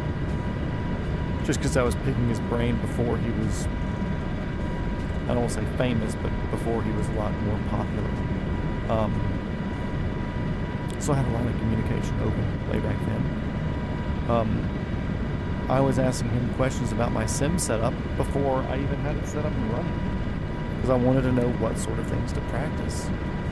I said, hey, I'm building a sim. This is my goal. This is what I want to do. I'm chasing my real pilot's license, but I want to learn how to hover and do other stuff. So obviously I want to learn how to hover. What else do you suggest learning and figuring out and practicing? Any tips, tricks, pointers? Like, me and him have talked a lot. Now he also works as a broker for Helicopter, which is the company whose owner does the Helicopter podcast, which is a podcast I listen to every week. And Matt's now one of his brokers. And I reached out to him a couple of weeks ago. And I was like, hey, this time next year, I'm looking at purchasing a helicopter. I know that you buy your 22 as something to build time. This is what I'm looking to do as well. And I was like, I don't want to get too much into your stuff financially, and I don't want to take up too much of your time now because I'm not ready right now. But about where were you? Like, I kind of know what I need to spend. What were you looking at for down payment? Do you make payments on it at least? Blah, blah, blah, blah, whatever. So me and him had this line of contact for a while. But I replied that to George, and like the first thing I said in that thing, other than me knowing mad and talked to him for a while. I was like, hey, just don't forget, I don't watch any stories anybody sends me on Facebook. Because I don't have the Facebook app. And it makes me want to log in. I'm not going to do that because I don't care. And then just now he sends me another reel. So he did not read the previous message. And he'll send like 4 more before it reads that. And then next week he'll send me a reel again. There are a lot of people whose reels I don't watch. No offense, if it's one of you guys, like GPS Tom, I'll watch your reels. Sean, you're not here anymore, but I watch like 90% of yours. Some of them I can just see the whatever, and I'm just like, cool, it doesn't look like my humor. So I'm not interested. Or it's like my parents, for instance, will send like some cheesy, weird helicopter thing. I'm like, cool, I'm not interested in that. George sending the short form video. I'm like, cool, I'm not going to watch the short form video, the long form that I've already seen. I think he has notifications on because he does the same thing with text messages and stuff too.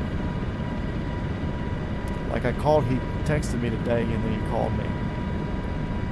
Or no, and then I replied, like, he texted, I replied immediately because I was looking at my phone. And then he didn't reply for like 3 hours, and I was driving home and I called him. And I was like, hey. He's like, I was going to text back, I swear. I was like, no, you weren't. I was like, what's your question? I'm driving, I have time right now. Tell me what you want.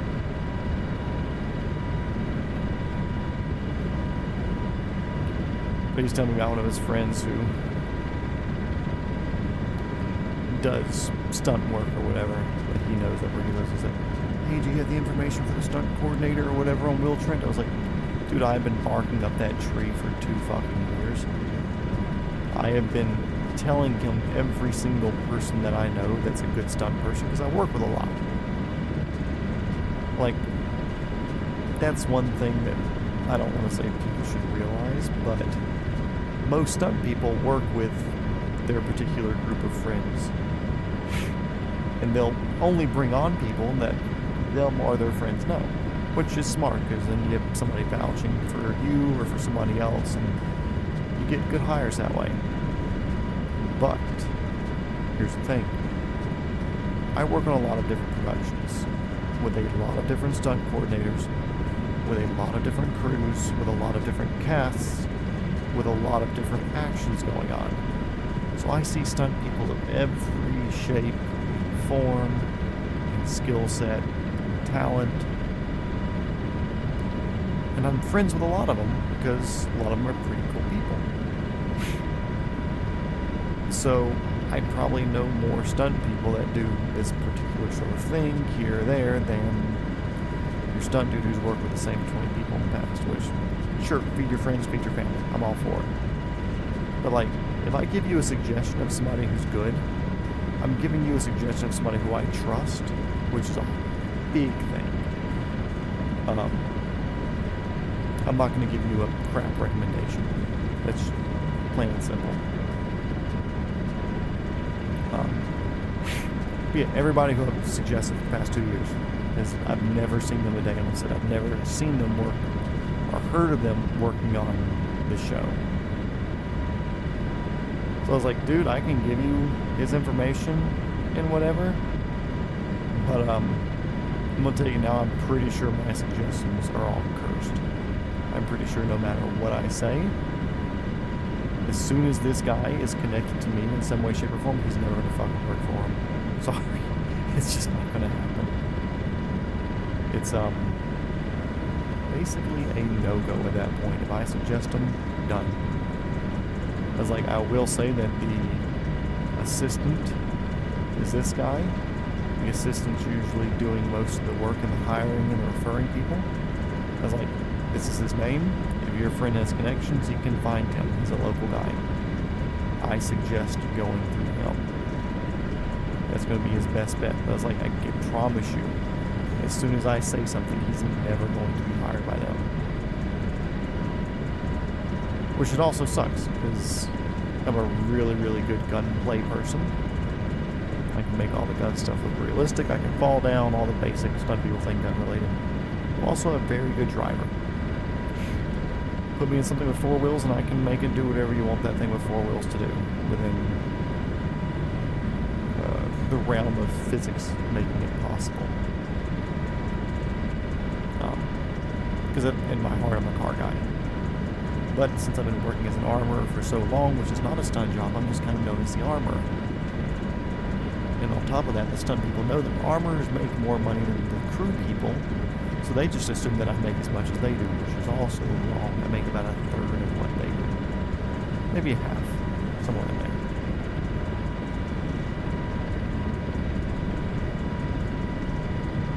But either way, I'm kind of stuck in this props person, prop department, armor rut. And to just say, it was someone I call like, hey, we want you to do a whole bunch of stunt stuff for us, and sure, maybe I may stick around film a little bit more just because that's a cool thing.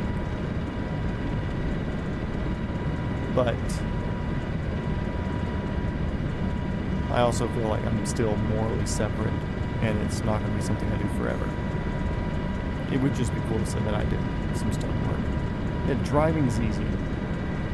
Driving in the aggressive and impressive ways, that's the more challenging part. Drifting, I think it's easy. I think most of the driving stuff is easy, just because that's the way my brain works. My brain understands when something's moving, when something's turning sideways, like I understand the physics of how all this works, and like for the helicopters, I can see how the air moves around things. For cars, I can feel how the tires grab. It all makes physics sense for me. So I feel like driving's easier for me in that point, or from that standpoint. Also, I'm there's lily pads up here, man. There's one up here, charming. Also, on top of that, that's the airport pad. We're going to do a low approach to this one. This isn't the airport we're stopping at. Yeah, I'm also good at mechanicking, understanding the systems, how everything works, wrenching, fixing, repairing, modifying, whatever. So with that as well, I feel like there's an advantage that people who are capable of wrenching and working on things have, that non-wrenchers and non-mechanics don't get to take advantage of, because they don't understand how the car is doing something or why the car is doing something.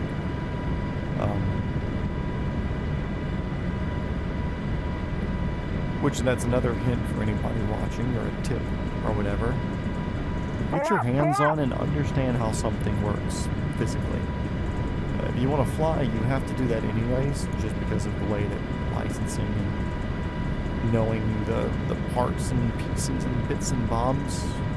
But I highly suggest doing that with your automobile also. It gives you a very good apocalypse skill. It's very applicable in a lot of areas. And it's something that makes you a better driver, in my opinion, at least. Some people are just bad drivers. Some people just don't have the coordination. You know, I'm not going to say if they learn how to wrench, they're going to become good. But knowing how to wrench, in my opinion, makes things a lot easier. The only thing I've ever drifted is a bike and a plane on a flight simulator. Drifting a motorcycle is a completely different thing. I've got the back tire to slide a few times. On pavement, fucking terrifying. Absolutely terrifying. I can ride motorcycles. I can put my knee down in corners. I've done race days. I can do modest wheelies. But I've never been a balanced point wheelie person. It's always been like power wheelies. You know, like getting on in first or second gear or third gear in my fast bikes.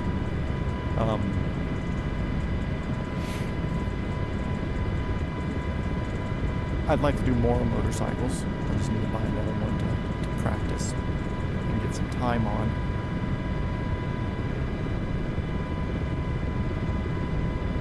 Slowing down here, doing a bit of a massive quick stop.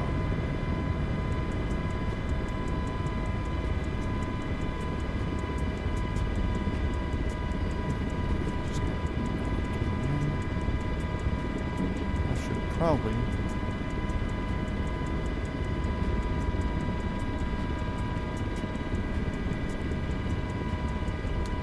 unlock the tail wheel.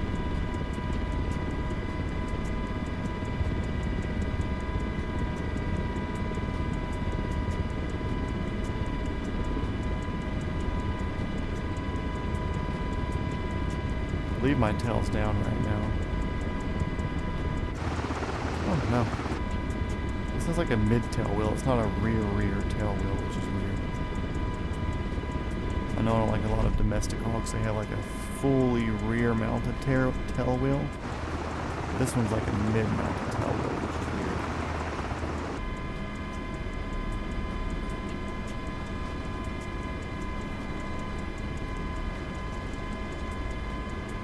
Error accessing my traffic data. Please check back. Oh, don't care. Okay, I'm going to pause for a second, go get my water. I'm going to use the restroom real quick, so everybody go get the FBO, go get some snacks. I'll be right back.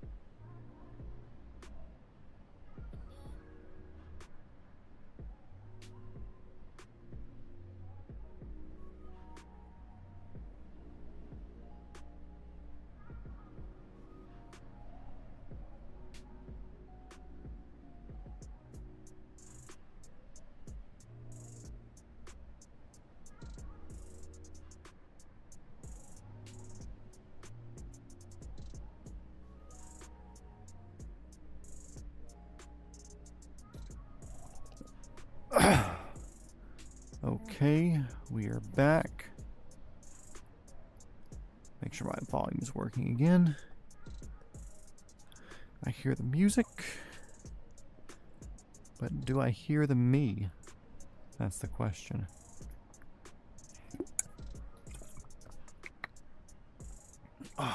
Water's good. Oh crap, there's my voice. See mini drivers that have no idea what they're doing. Yeah. SH16 MH have mid-mounted. HH2 just the UH60 with a tail whip.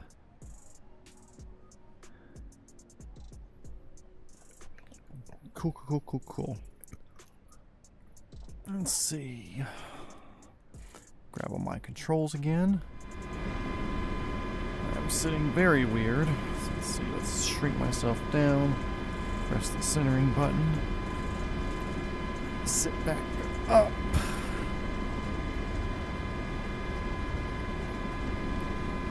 Close enough. Parking brake, tail wheel. Press the fuel button a few times.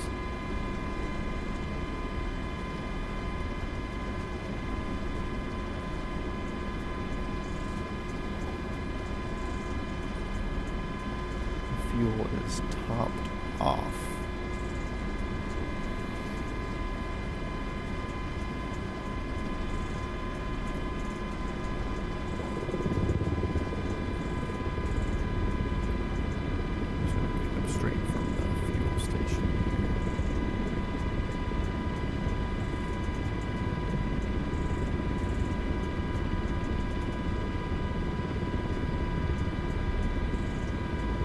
I know that we have wheels and we can taxi with the wheels. Tail wheel is locked, blah, blah, blah. Okay, let's pay attention to what I'm doing here. This mouse should go away. There it goes.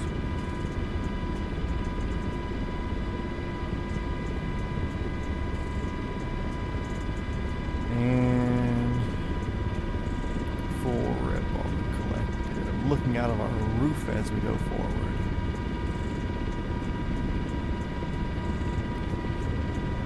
Up, already up to 8 knots. Breaking off to a northwest departure.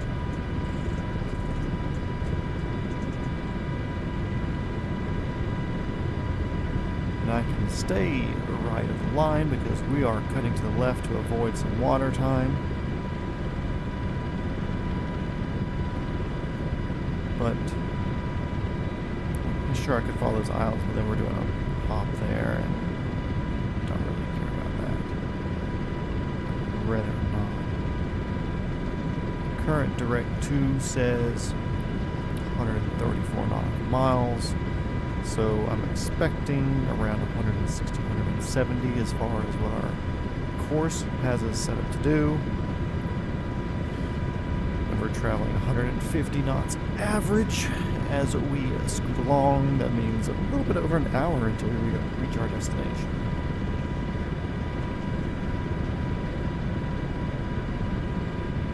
So how did all your pictures and everything come out from the air show? I know you had posted a few. I didn't know how many you had gotten, or those are just your favorites you were throwing up, or whatever the case was.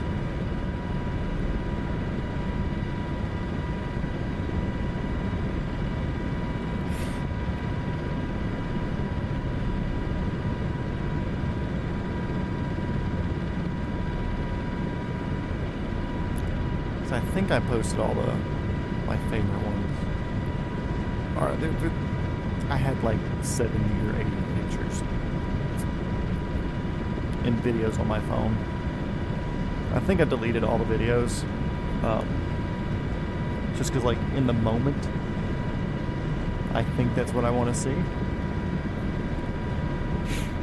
But then when I go back and look at it later, it's a bunch of videos of an itty bitty plane too far away from my phone to really make a difference with video.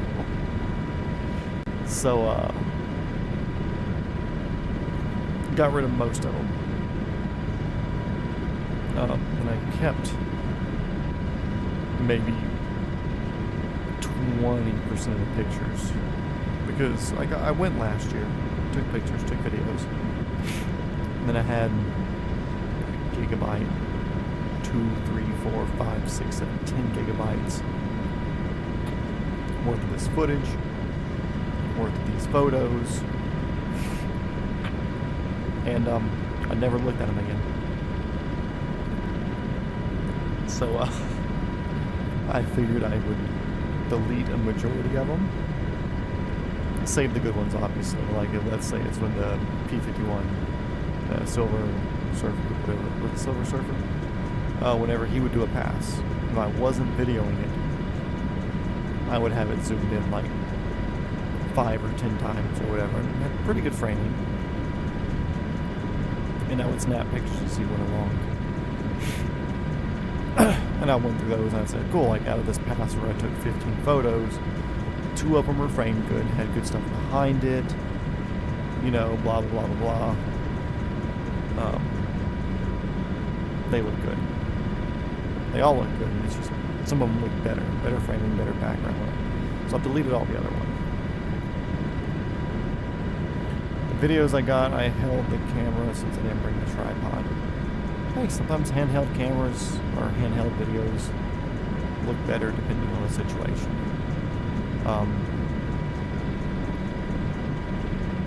Like I've got a tripod. Do I have a fluid head? Maybe. I might have a fluid head for my tripod, which the fluid head makes a huge difference. As soon as you go to a fluid head instead of a mechanically bound head, you're going to notice a huge difference in your videos. You're going to be like, oh wow, how did I ever do anything without this? You know, everything's so much smoother. It makes it very nice. But it's also like I found this weird line between wanting to be so far zoomed in to where I can see absolutely everything, but then realizing everything's better not all the way zoomed in, if that makes sense. And I didn't learn it with cameras, funny enough. I actually learned it shooting. Surprised myself with how stable you managed to hold it. Oh yeah, like I said, someday if you stance your body the right way and you prepare for the move, so you're not like standing looking all the way to the right and something happens always to the left and you have to like really readjust your body. If you plan your body to stand in the right way, you can typically get a pretty good handheld setup. But yeah, it was when I was shooting. When you start shooting long distance, if you have a scope or an optic that's good up to like a 20x zoom, you typically never shoot it at 20x. Because when you're all the way in, you start trying to micromanage your movements and everything, and then it becomes shaky. Or you start trying to overcompensate, and it ends up being a lot worse, and you become less accurate than if you were at 14 times or 16 times. I got a good photo of those shoeies landing. No crowded visible. Helicopter blends with trees. Doesn't look like it was at the air show yet. Yeah, 500mm max is a lot.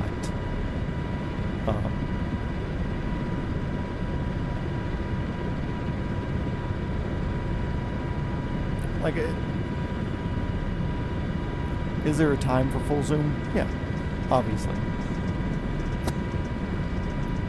But I also think there's a time for less zoom.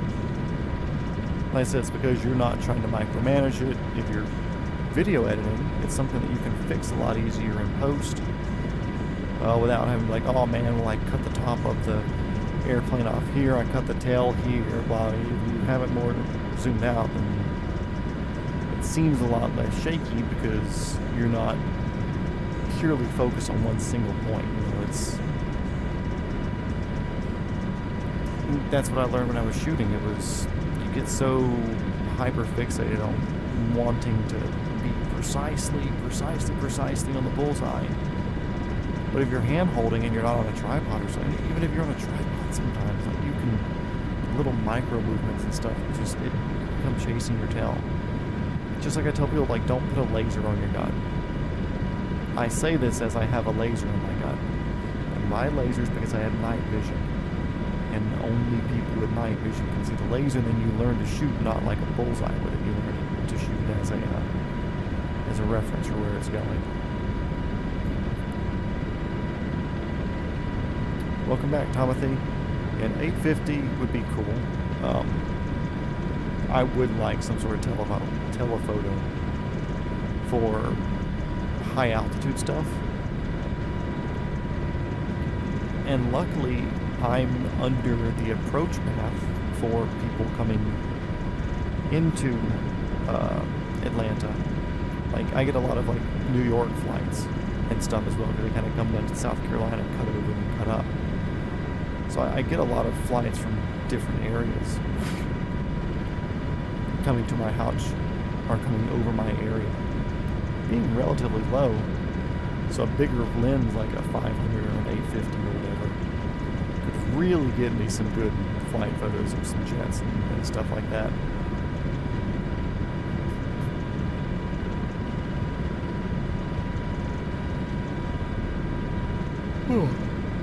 But I do feel like I want to start recreationally plane spotting a bit more.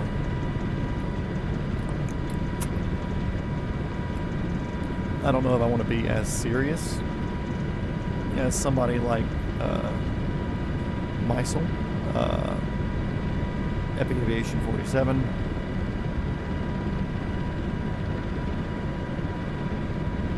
No, but I get a handful of New York flights, but I'm telling you, because a lot of times the way they set up their approaches for different runways and stuff, it'll be West Coast and like anything Texas and over, we'll use one half the airport, whether it's like the north side or south side, and then internationals and East Coast will use the other side. But I do get a lot of New York flights over me. It's weird, I know. Unconventional, but it's what they do. But yeah, I do get a lot of Floridas and islands and South Americas and stuff as well. But usually just because those are international. Most internationals come from the east. I don't know of any internationals that come from the west except for like the non-stops from Japan and stuff, but those usually filter in with like the LAX traffic and stuff.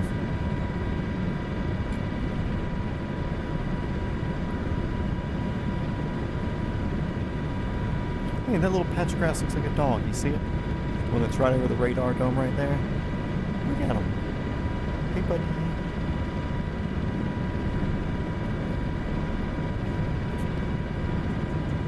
As dumb as it is, I'm excited for tomorrow. Didn't get to spend much time with Dino today. And that little dude loves the shit out of me, so I can't wait to spend more time with him tomorrow. I think we're going to take him to Home Depot with us. Yeah. I'm not even sure we may have China flights from Atlanta. But I honestly couldn't tell you. I've never seen one, so I'm just going to assume that we don't. Because I feel like I've probably, I can assume most of our flights, and I've probably clicked on a majority of them at one point in time if it's a regularly scheduled thing.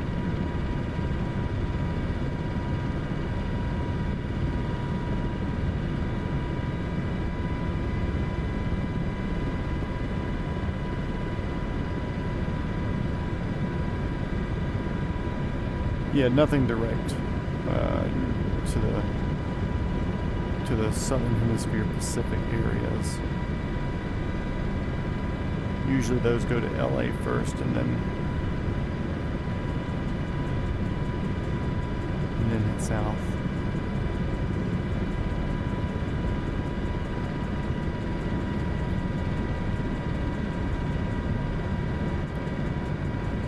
Can I be trusted with a Black Hawk? Maybe.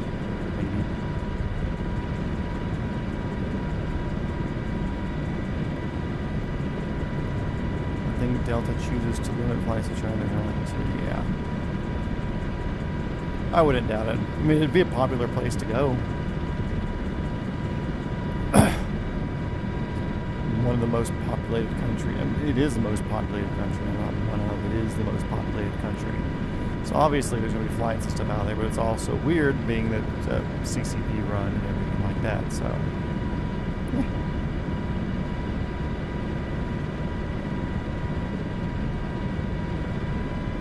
Alright, quick stop before this.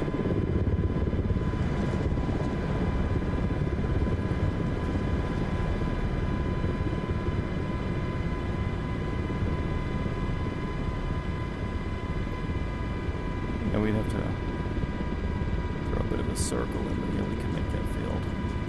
I was also doing like 160. These things just have so much power, it's silly.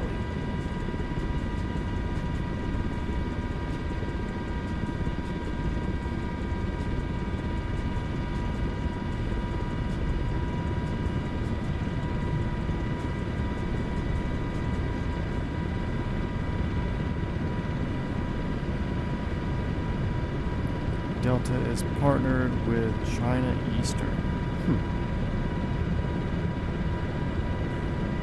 Oh yeah, I do see cargo flights coming through Atlanta a good bit.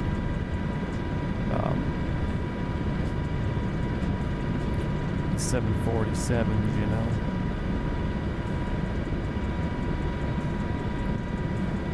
Which airport is it? Up in like Michigan or Wisconsin or something? Is it Kalita? That's based up there, and there's like 15 747s parked on the runway at any given time, like old ones. It's something like that. There's some town up north that it's like a small town, but they've got like the highest population of jumbo jets. Just because it's like a hub or maintenance or something for one of these places.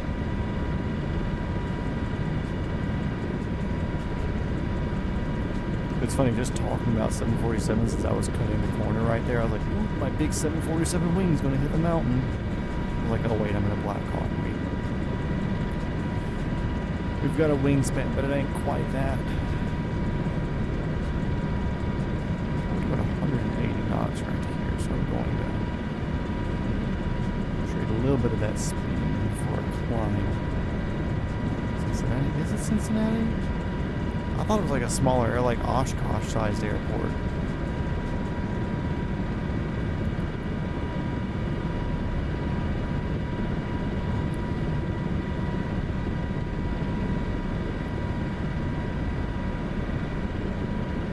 I've seen it once. I looked, I was like, oh man, that's cool. And then I just never really looked again.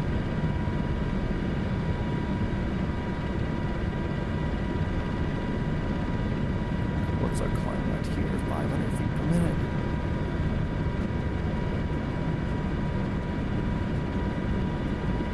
Take it to 1,000 feet a minute. 170. 4 people in here. What up, guys? It's me, GA Spotting, GS, Tom, and somebody else. Oh, the other person left. See, every time I mention it, they get scared and they leave. Please come back, be our friend. I want to cut it a bit right here, where I do a little bit of a water, but not much, because I can see the shore over there. OFCOD, Michigan. Search that.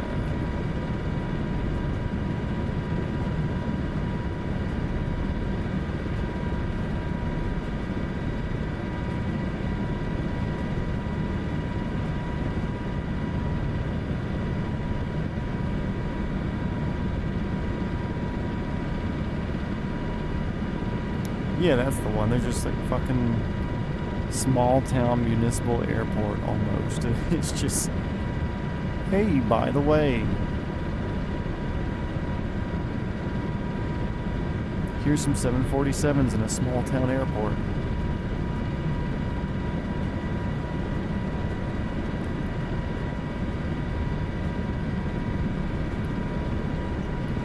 Speaking of small town airports, I need to get back into research on that video. Got 2 non-stream videos I'm planning and scripting and stuff right now. You guys already know one of them.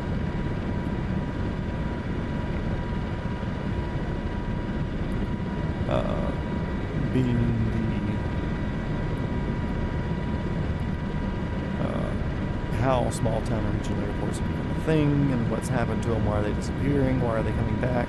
How do they even stay alive? And you can really catch a title for it.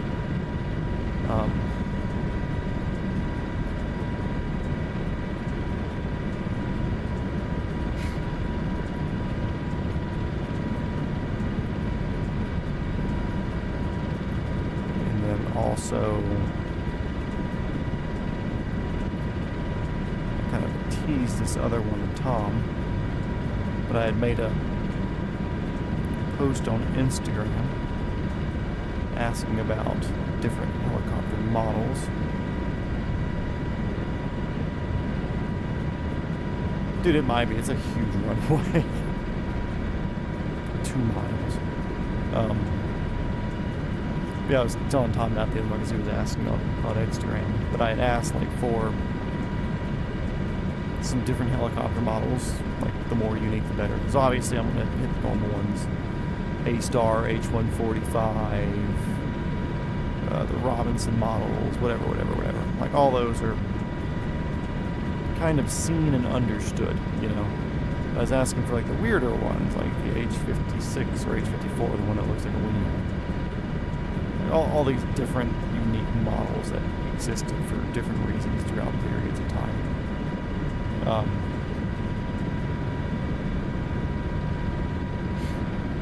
But anyways, that video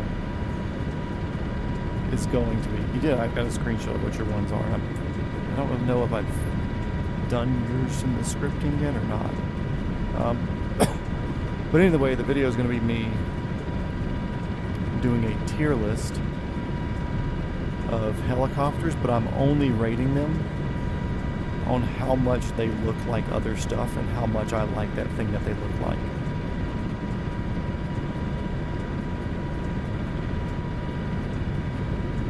So it's just kind of like a weird, something stupid I think is kind of fucking funny. And that's going to be what it's going to be. I find helicopters, I say, oh man, this helicopter looks a lot like SpongeBob. SpongeBob was a cool show, I rated a 9. Or whatever, you know, something like that. But I'm not judging any of them based on how much I actually like the helicopter, or how good of a helicopter it is, or whatever. It's going to be purely based on aesthetics, and not even the aesthetics of the helicopter, the aesthetics of what they kind of remind me of when I see them.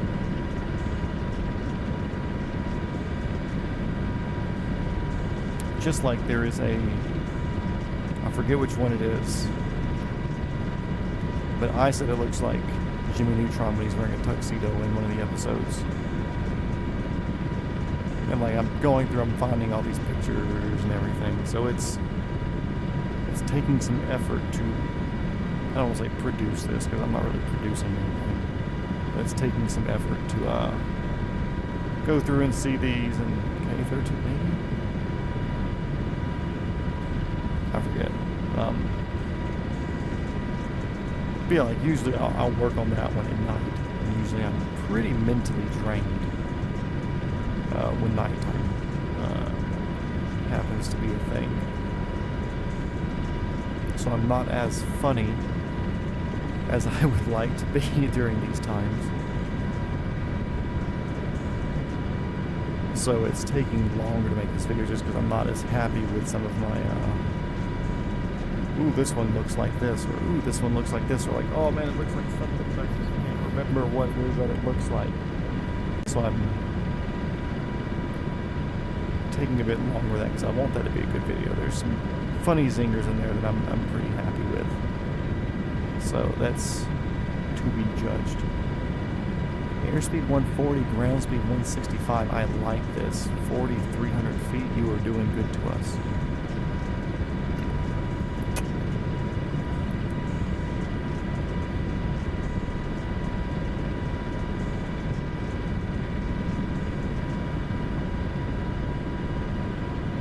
Be back later? Well, I don't know if I'll be back here later. I may do a quick shenanigan,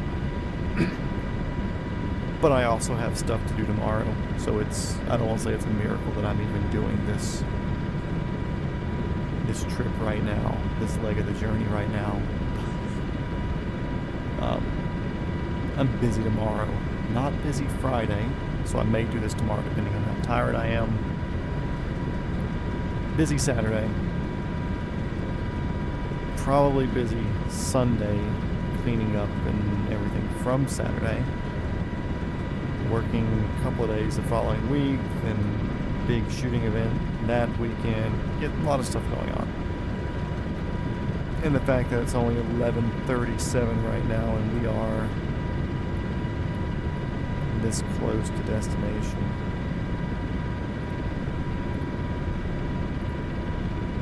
Of 75 nautical miles.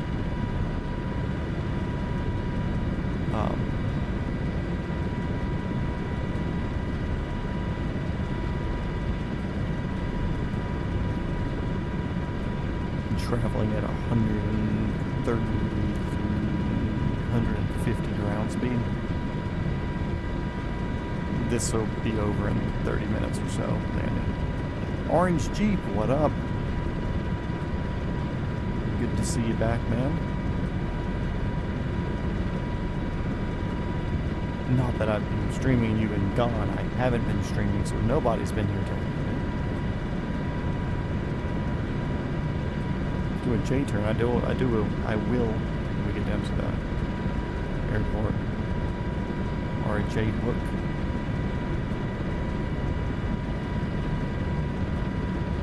Is that like an airplane pedal turn? Is that a helicopter thing? What am I thinking of?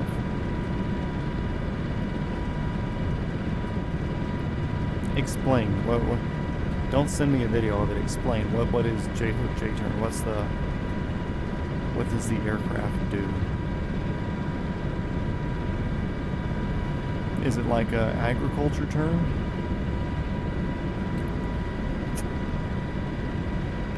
Like a crop dusting sort of thing where you're going in one direction and then you kind of go up and then you go another direction. I know it's a helicopter thing.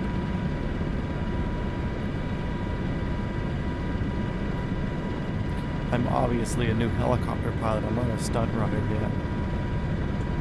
And even then, helicopter stunt pilots don't do anything crazy. Unless they're doing like air show stuff. They're just flying a helicopter, but for film production. You pitch up vertically.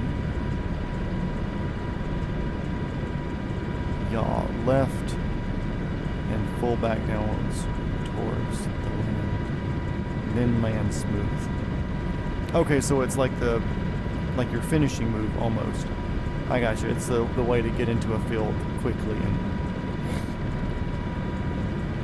gotcha. Understood. Well, land is 69 nice miles away. Well, it's closer that way, but we're not gonna. Yeah, we're gonna continue punching.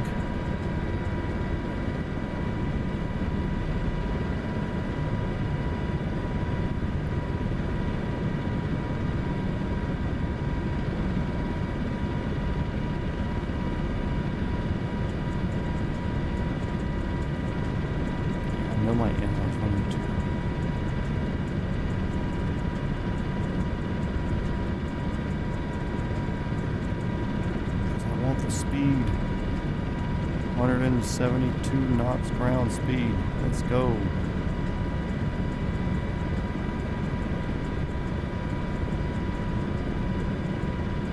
I want to be a cooking. I'm trying to do it in a plane right now. You know how to describe it in helicopter terms. Approaching a landing area instead of approaching it, overflying it, but during the overfly, pulling back on cyclic and traveling in a almost directly upward position in an effort to dissipate energy to slow yourself down upon an appropriate time during the maneuver, rotating the helicopter downwards, and then continuing down and back towards the position that you'd overflown, landing smoothly and efficiently. Is that a good way of describing it?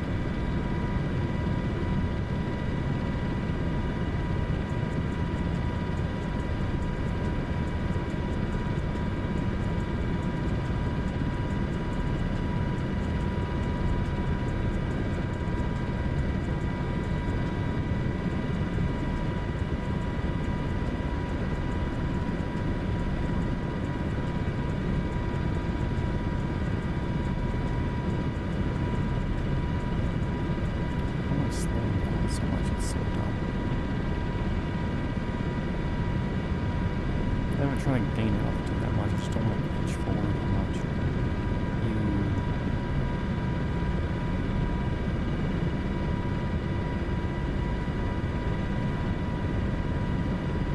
There we go, 20 knot downwind here at 3,900, 4,000 feet.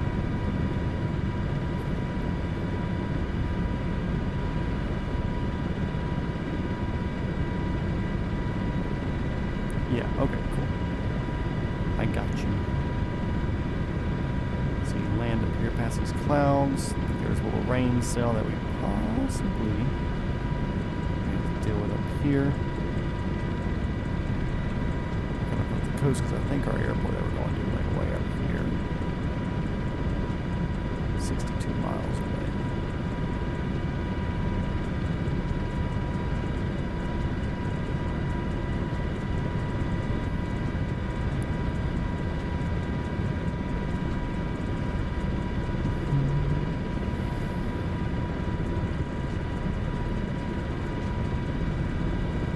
Dude, I can't imagine being a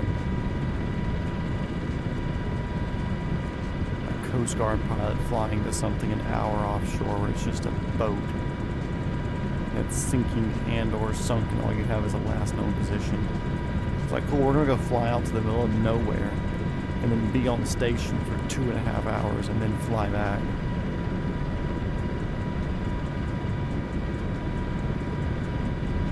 I've been listening every once in a while when I have the time to the podcast The Real Rescue. Rescue spelled R-E-S-Q.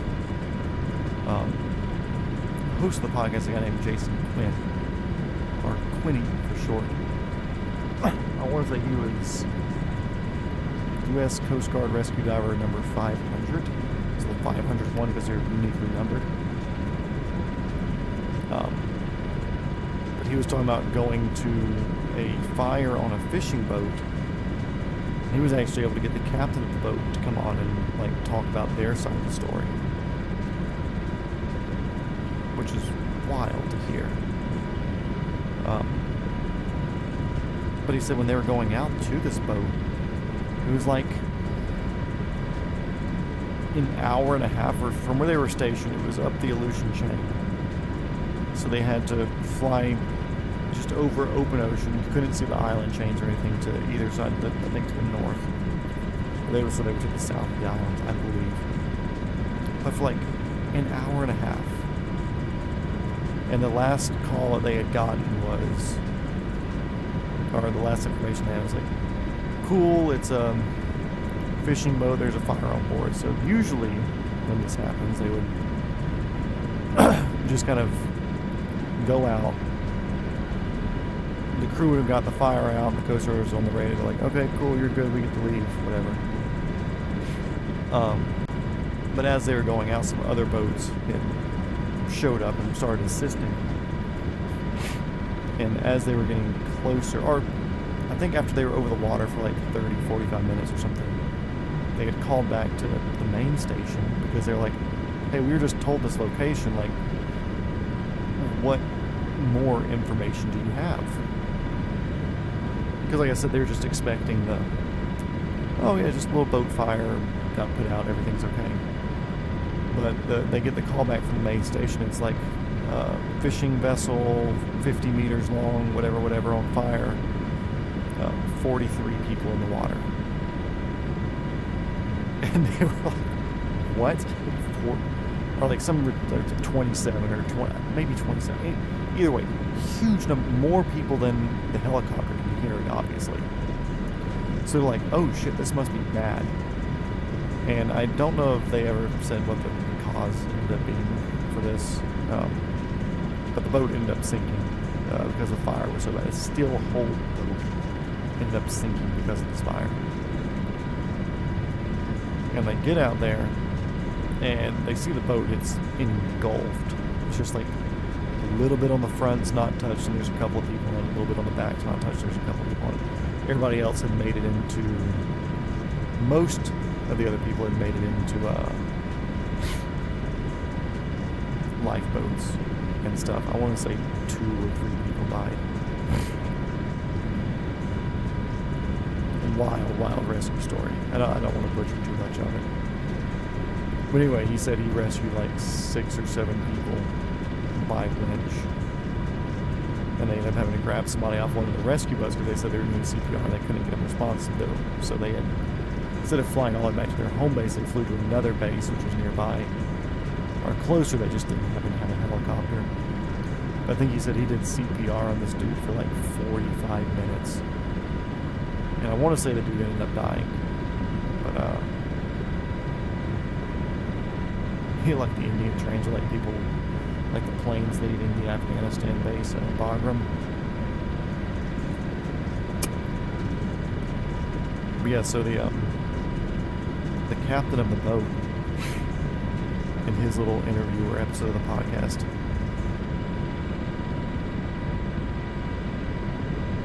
and just unreal, the story that they were saying, like what he was doing trying to get stuff in the water, and how he was tying the little floaters or buoys that they usually keep to put on the fishing lines that they throw out. He was putting those on people, so if the boat went down, like people would have something floating on them so that people could find their bodies, because they have like highly reflective IR tape and stuff on it, or reflective IR paint.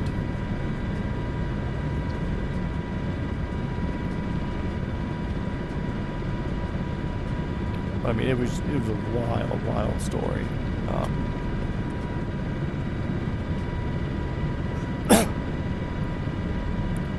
And he said, like, the captain was even telling, I think, a couple of other people that was like stuck in the boat with him because they couldn't get a life raft open because it weighs like 700 pounds. They couldn't get it over the side of the boat, so that ended up changing a lot of stuff on the fishing vessels.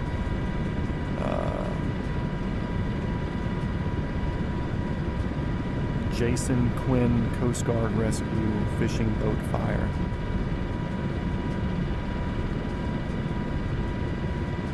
I'm just going to search it real quick to tell y'all the name of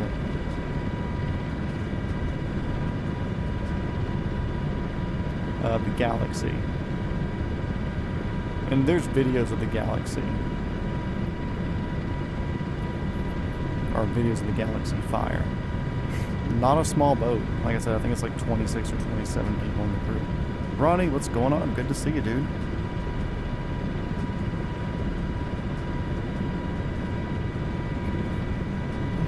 We are in the Black Hawk today. First time flying it in the Around the World series. Yeah, the Galaxy boat fire. Absolutely wild to hear the story.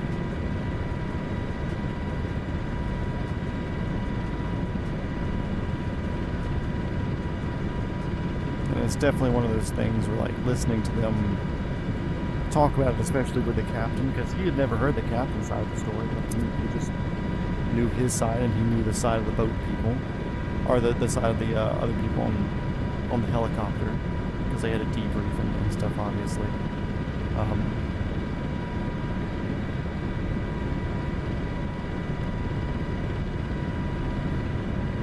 Yeah, just knowing everything that was went through to get to that point, and how like everything was done to try to save the vessel and the people on there, and it was just that ridiculous of a fire where there's impossible to put it out just because it was so hot.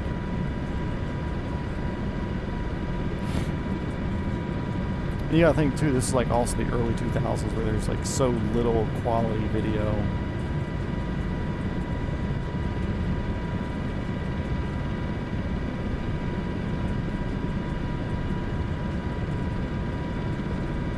And then to also be 2 hours offshore from the nearest rescue helicopter.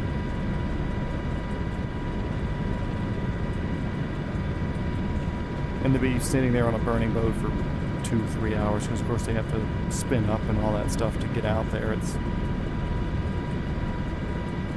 Oh yeah, it looks like there's a picture of it after it burned, where you can see there's no more paint left on this thing, where the entire boat had gotten red hot.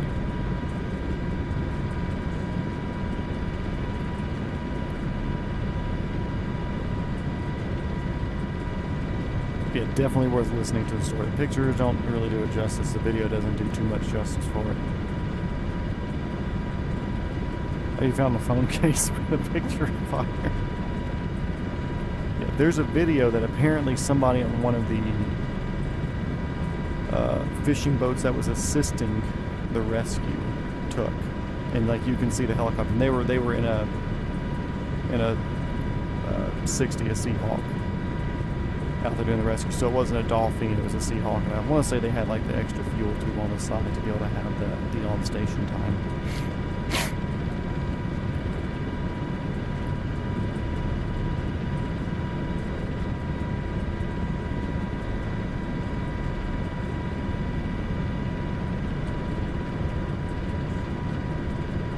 Dude, people will buy anything. That's the thing. People will buy absolutely anything. Also, you know what sucks? There's no like Leonardo or Augusta helicopters in the game.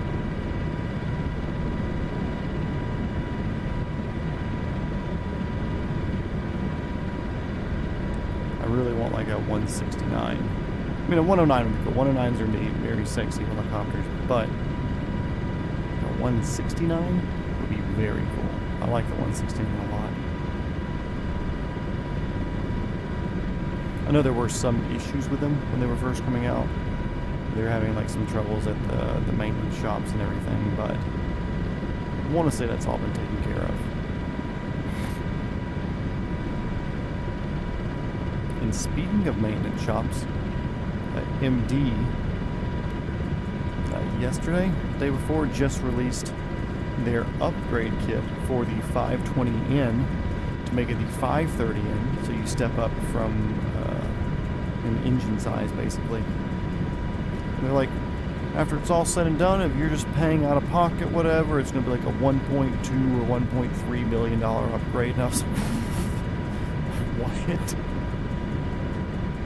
But if you take your old engine out, you can usually sell those cores for up to $200,000 easily. So you can take $200,000 off the cost of that. I'm like, yeah, it's still $900,000, you know. You get a used engine for the upgrade, you know, you're still spending $400,000 on a used engine plus the upgrade kit, which is like $200,000. And selling it, like, you're still spending like more than $500,000 regardless for this upgrade. Which apparently, talking to the stunt pilot that was on a show I was working on the other day, or a movie, he was just there driving a car. He wasn't flying, sadly, or else I would have posted helicopter pictures in Discord.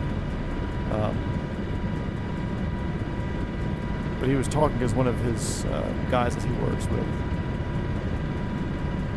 bought a, I won't say it's the movie company he does stuff with, bought a 520N. And he's like, I kind of told him not to do it, but it was a really good deal. And he was like, hey, I know that these aren't your favorite, but it's something that I want to get just because they're basically giving it away. Would it be worth this price? And he's like, yeah, sure, you know, if you want it, you can get it. But he's like, it's got less pedal authority than the 500, the 530. It's still equally as complicated because you still have a gearbox, you still have a drive shaft, you still have all that stuff. But then on top of that, you still have, or you also still have all the stuff going back to control, the way the tail drum director with the UAV UH-60 is stupid. Absolutely hate it. It is the dumbest thing in the world. Not just because I'm a pilot, I want to fly one. I think it looks absolutely ridiculous. Anyways, sorry.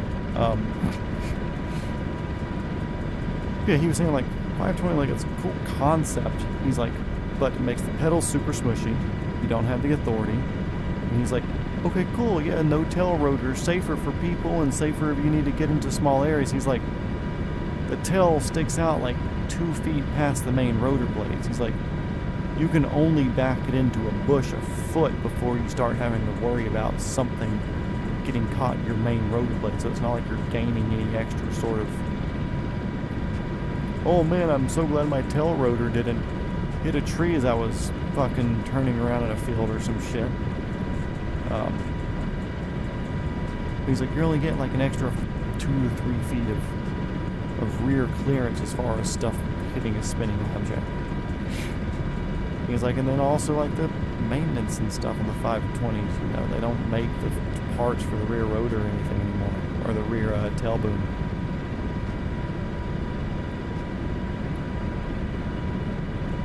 What is this? Why is there another thing over here? For the left-handed people? Okay, for my side clicking? No, it doesn't.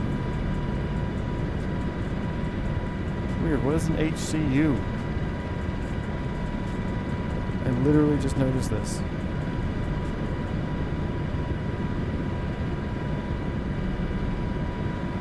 I have 3 viewers. Are any of you guys Black Hawk pilots? Can you tell me what the HCU is?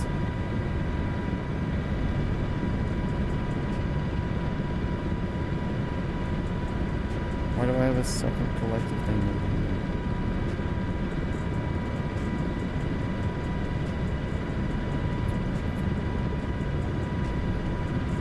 You have mixed opinions on it. Able to get an enemy land and secretly as allowed helicopter can not caches, but it looks like a big version of Fire Scout you. Yeah, exactly. Like it's, I get the purpose. Like you're going to be putting people in there, and then at that point, would you rather have something that has the non-linked preservation of human life? Like that's one thing with helicopters, having a person as a pilot in there. They have a life. They don't want to die. It's a cool thing about being a pilot. If you don't want to die, you don't have to fly. But this thing could be like, beep boop, we're getting hit by bullets, but it's not affecting my sensor, so we're going to keep going. And then the people in the back are fucking Swiss cheese. To what avail? Then you land on the ground and it takes 4 minutes for the front doors to swing open and let the dude on the four-wheeler out. All the doors are automated and like, sure, it's neat, but I think the ability to have a human, I'm not just saying this because I want to be a military Black Hawk pilot. The military thing is long gone for me. But like, okay, cool, like, yeah, maybe sure it can land safer. There's a lot of things that it just can't see, and it may not pick up on with different situations and stuff. If it's rainy outside, or misty, or something where any sort of LiDAR is going to have issues, or any sort of camera-based, optical-based systems are going to have issues seeing something, just because of the way that they sense things. It might not see a power line, but the pilot and crew can. Like, oh, may be cool to land here, but it's a cornfield and there's like 6 foot of corn underneath of you, but it thinks it's grass. And as soon as it sets down, it cuts the power and it drops you 5 feet. Like, there's just a lot of little things with it that are so questionable. It's like, yeah, now if you're doing helipad to helipad services with cargo, or maybe even troops, but helipad to helipad, sure. I'm not going to say I get behind it, but I can see the viability of it there. Because you're getting 5-6 more people, or vehicle, whatever.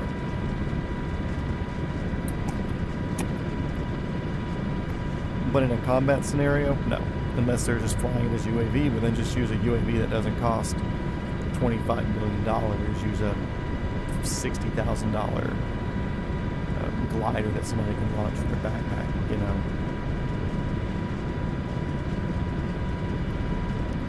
Yeah, there's just a lot of scenarios where I'm sure one day, whatever sort of recognition-based systems that are in it, whether it's LiDAR, radar, camera, whatever, will be able to pick up on every little thing. But again, it's just some things that human senses and the human intuition to look into these things is what makes the most sense. If you're coming into land, super hazy, crappy, cloudy, misty, whatever day, and you see a huge power pole to your right, and you see a huge power pole to your left, and you're like, wow, it's so crappy, I can't see the wires, but I can see these poles. Do the wires not exist? No, the wires still exist. but will the thing be able to pick up the power pole on both sides and go, cool, this is obviously a power pole, which means there's a power line somewhere. No, it's not going to pick that up.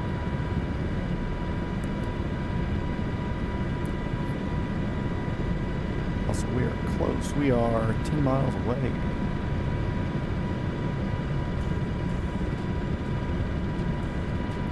And from concept to reality, and 10 months seems rushed, and I'd say, yeah.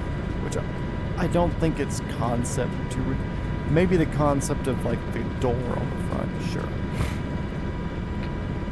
But I think, or I would assume, they've been working on the autonomous flight concept for a long time.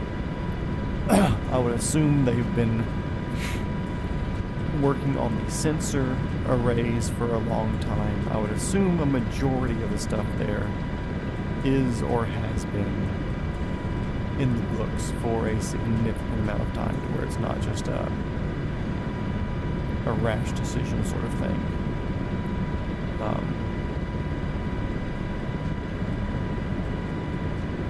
But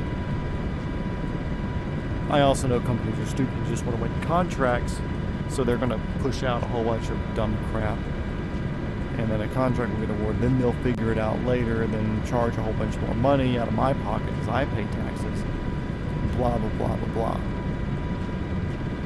Okay, let's see, we're at 520, 530 feet. Okay, we're about the same on that, so barometric and radar altimeter are both playing along with each other. That's good.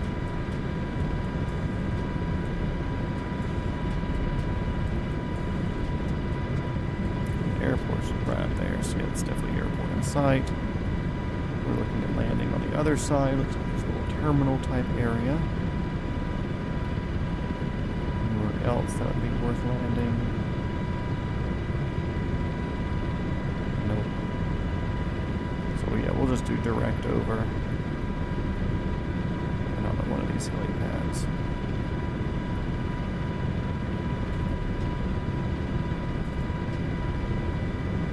What's the name of this place?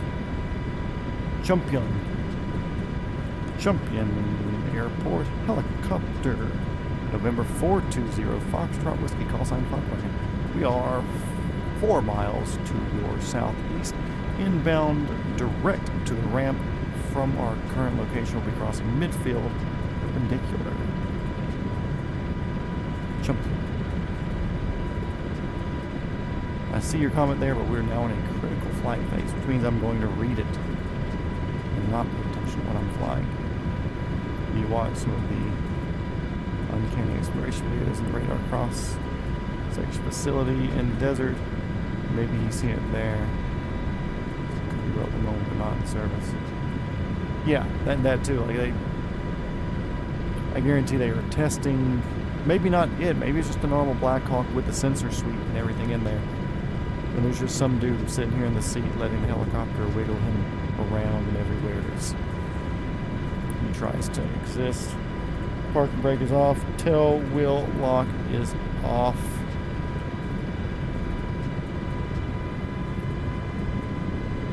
Actually, I'm going to do a quick circle, figure out where the wind's coming from. We're going to do that J hook thing.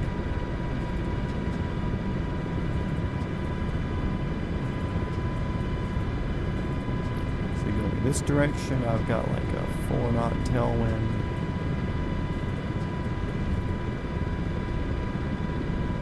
Up there.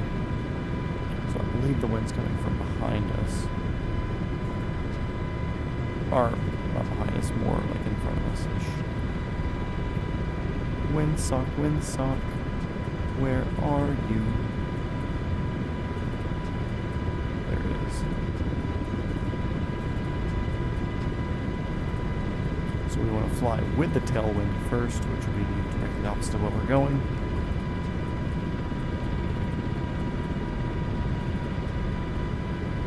So it'll look like an agriculture terminal. We're just doing a normal turn here. Agriculture terminal wouldn't be using their pedals.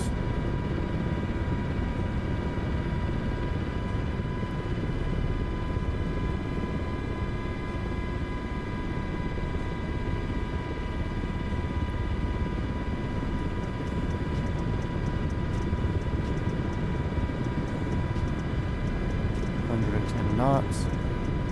Crisping the trees.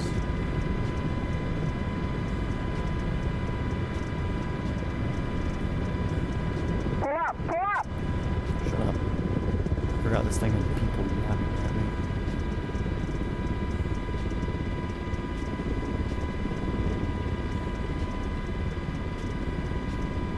That threw me off. I forgot the yappers and the...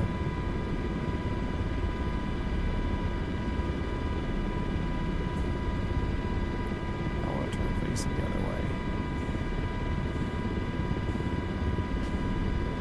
Really push the pedal in, man. It's full left.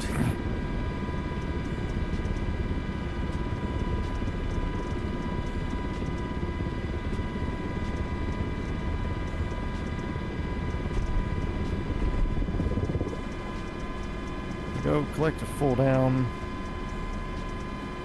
Parking brake on. Tail wheel locked. Click you down. No, not to off. To idle. Idle. Do you have a shutdown checklist? I don't think this thing has a shutdown checklist. Yeah, I listened to it. I pulled up. I hate that I listen to a machine. Absolutely disgusting. Lights, tail wheel switch, transponder, parking brake, shocks, generators, ignition switch.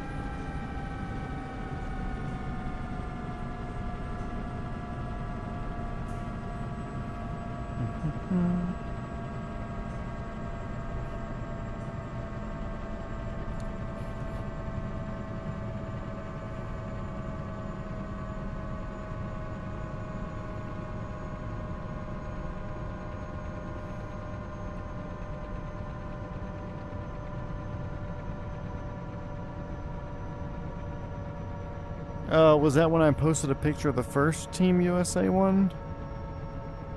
You said it was still there, but it hadn't taken off yet, or it was still in France, or something like that.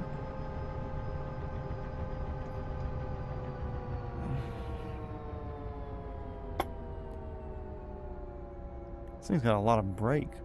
Whoa. It's got a lot of rotor. I guess it makes sense. Sure.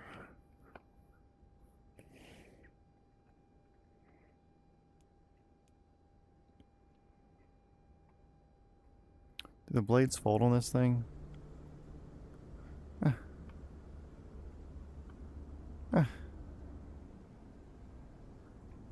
Fine.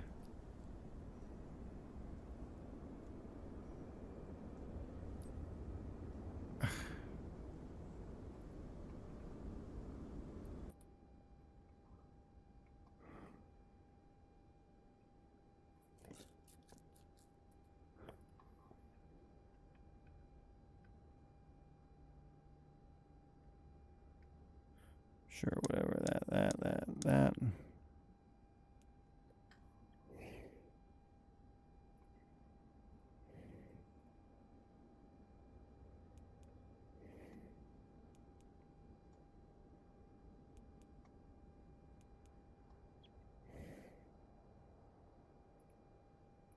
Was I supposed to turn the APU on?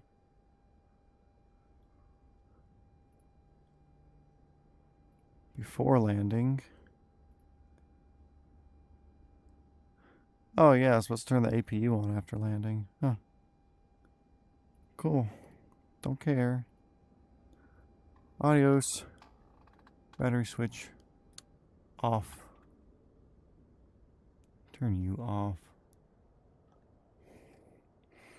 Everything else is on a button. Those are on switches. Blah, blah, blah, blah, blah, blah, blah, blah, blah, blah. Shift C.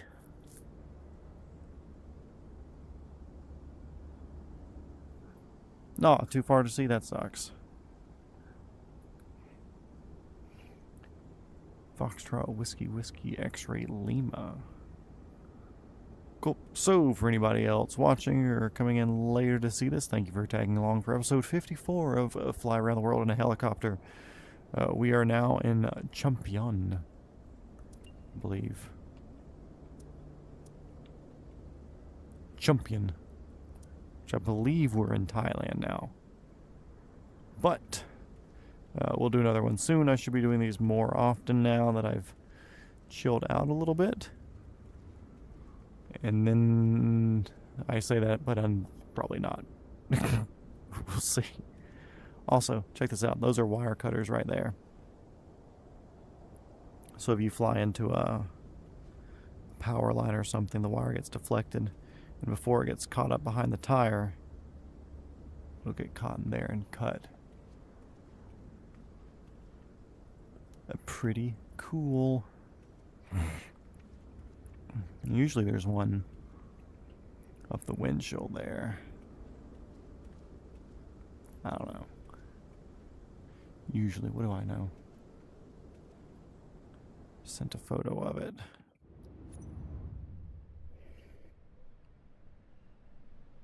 Let's see. Oh wow, that's like an aggressive livery. Some of the liveries you see, it looks like it could just might as well be a sticker on the back or something like that, but excuse me.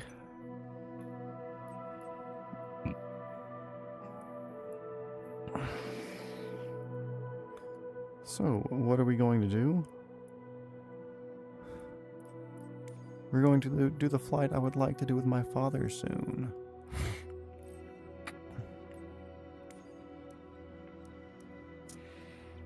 Configure.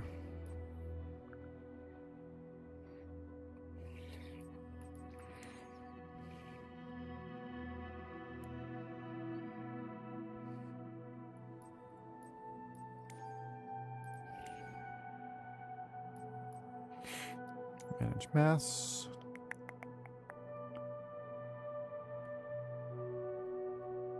Seats.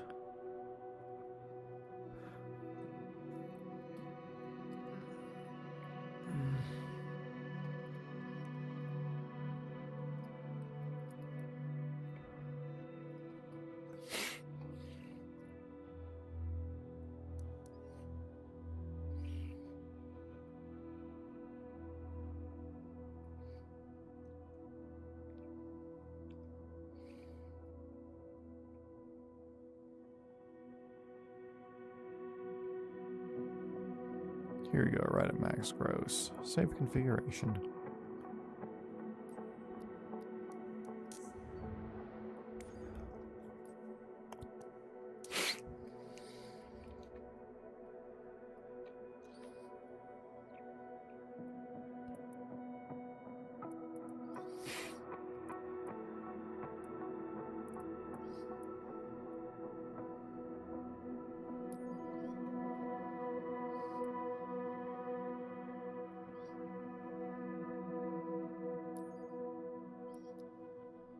That's weird.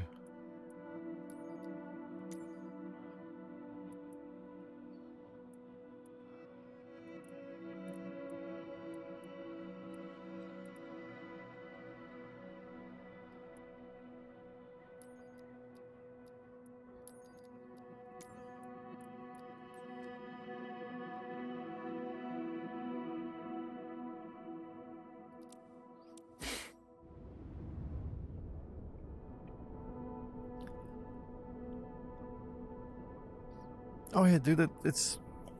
I don't want to say like, oh my god, it's so much money to do a special livery, but like, in the grand scheme of things, it's not that crazy to do a cool looking airplane. It's just more fun. It makes people feel neat.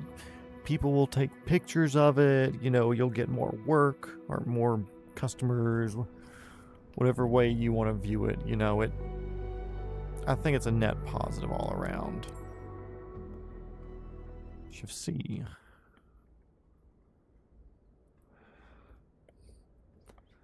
A little bit taller, a little bit further back. It doesn't seem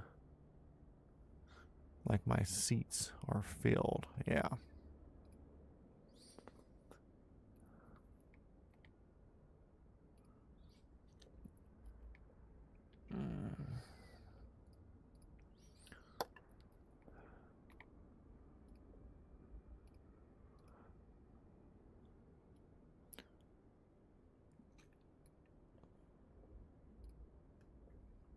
Hey, Dad.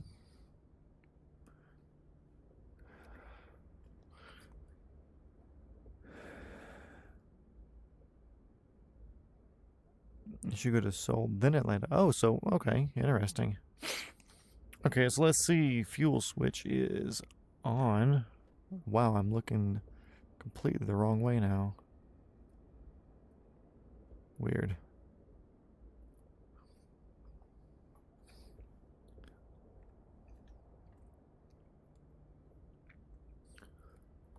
Split the difference. Okay, fuel switch is on. Battery on. Strobe on. Make sure it's all the way rich. Primer's down and locked. Carb heat is off. Da-da-da-da-da. All clear. Right, left, both. Start. Engine starting. Got oil pressure, so we turn alternator and clutch on. Blade start turning in 5 seconds. There it goes.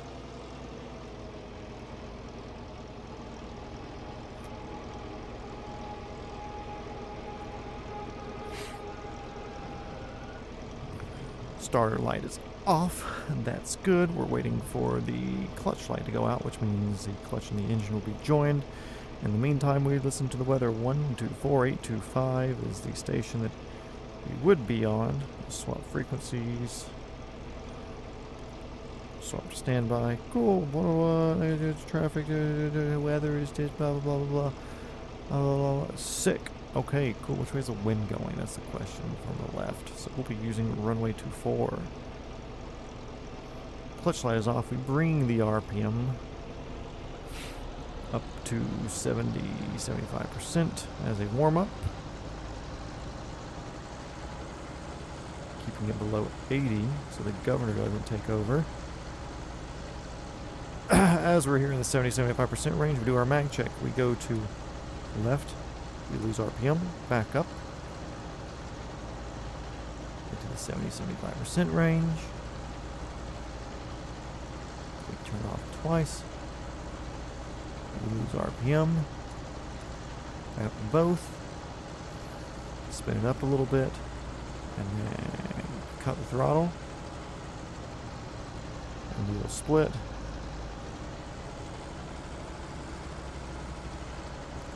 A bit better of a split there, but it's a game, so it doesn't know how to split the right way. Those are good. That's cool. So we're going to take the governor off for a second just to make this do it the right way. Bring it down to 97. Low RPM horn works. Cool. That's all good to go. Controls free and clear. Blah, blah, blah. Father, are you buckled up? Good. Speedway traffic, helicopter November 7534, Lima picking up at the helipad and taxiing to Alpha 3 via Alpha Speedway. Left pedal slowly picking up. We got a wind coming from our back right now. It's a lot less stable than that Black Hawk we were just flying.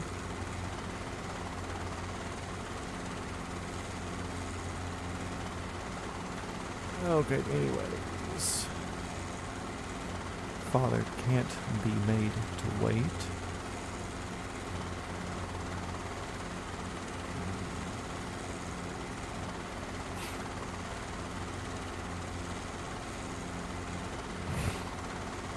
Clear right, clear left, speedway traffic, helicopter from November 7534, Lima departing runway 24 at Alpha 3, departing the area to the south.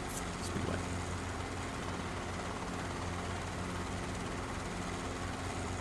Go here. We'll do a nice normal takeoff, actually. Let's see, under a hover.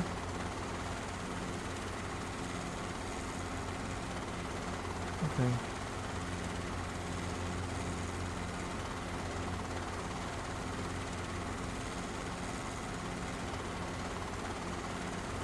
Actually, I'm retarded. We're taking off the tail end. Whatever.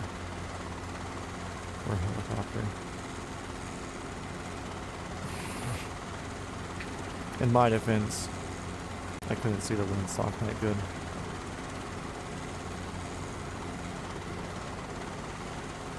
Delivers to Seoul to avoid terrorists. Smart. Should tweet that at Trump. Now that we're up and moving, we'll turn the carburetor heat up.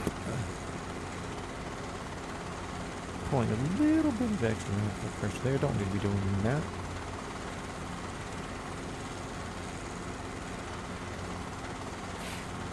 In what direction am I heading to go down there?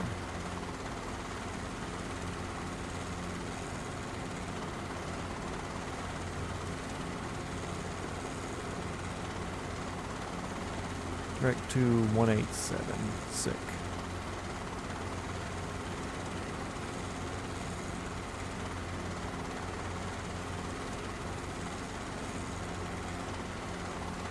The Delta Airlines website has crashed. Well, you should stop visiting it so often. Blaming it on you.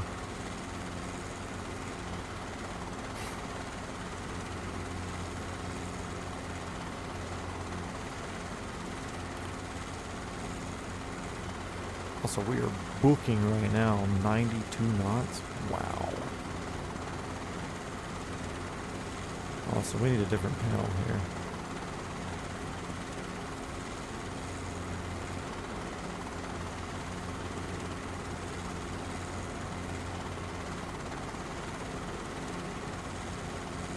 A little bit to our left. Yeah, I think you visited the website 78,000 times in the last hour and you just DDoS Delta.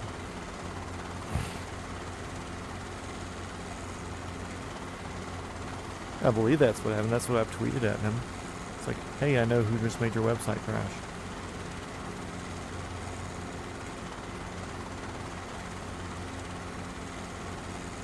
I want less sunlight.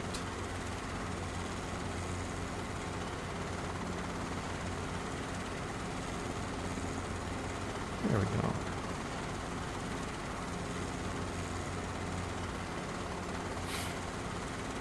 Oops.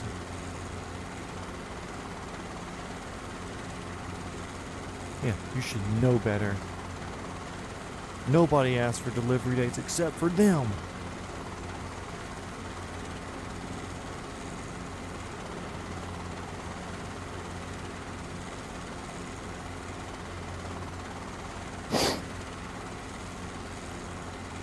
Pretty sure this is the dam, or the lake that they just rebuilt a dam at.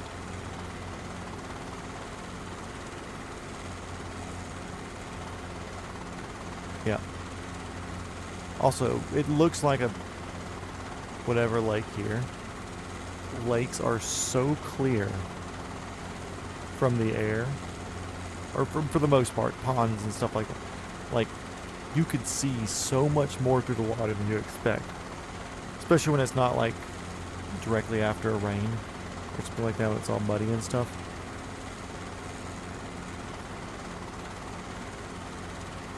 Geez, a 30-minute outage on Delta costs millions. It's an expensive oopsie.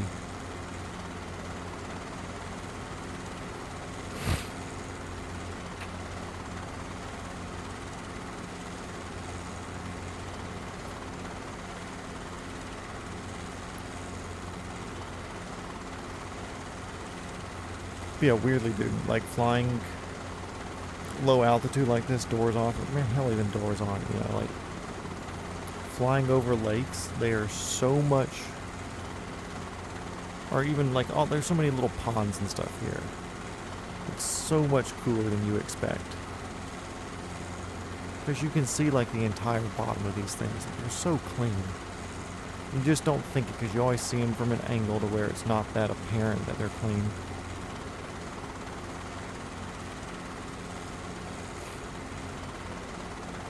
Oh no, engine failure, down, right, aft, bottom, up, bump, close. Oh, I gotta turn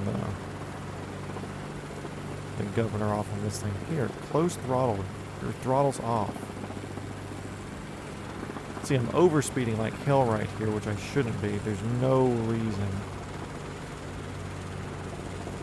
It's just that the game has a weird thing where even though my throttle's closed, it doesn't like saying that my throttle's closed. And let's take the engine back up. And see there's no reason for the RPM to go that far up again. It's weird, I don't. It's one thing I wish they would fix. It'd be a lot nicer to do autos, and there's a really, really weird glide ratio with this too.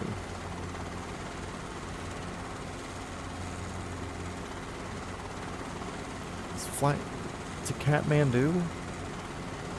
What? Like, I understand CSG having like a few weird like planned flights. Oh! Wait a second. Guys, look at the trees. It's fall time.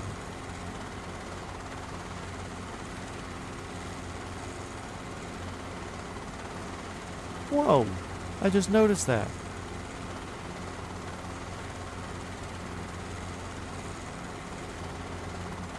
Because, like, you have a military base down there, you know, like, people go down there to do training and stuff, so family and people, a lot of people from all around come in and out. Now it's showing CSG to ATL as 4 hours and 52 minutes, October.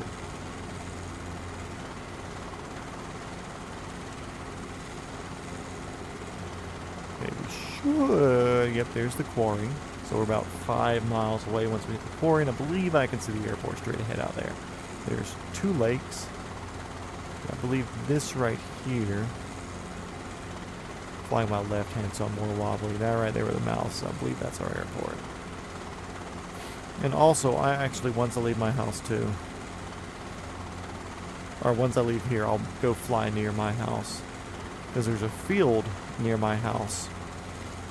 Some days when I'm bored, because I've flown flight sim since, or during this month off, like I've flown it a few times a week actually. I was like, okay, cool, I'm curious what my, like, morning commute would look like. So like, I'll go fly to where my work location is. Funny, but, you know, whatever. It's my tism and I get to do with it as I pleased. Peach State Traffic Helicopter November 7534 Lima, 5 miles to the north, inbound for a right downwind runway 32 or 31, something like that. Peach State. Oh, we're like 3 miles. We're closer.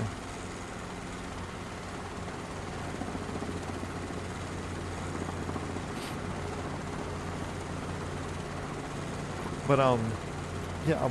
Usually, when I take off in this field, like, it's just tall grass. But when I spawned in there the other day, it was corn. Like, as tall as the helicopter corn. Peach State Traffic Helicopter 7534 Lima is joining a right downwind runway 32 Peach State.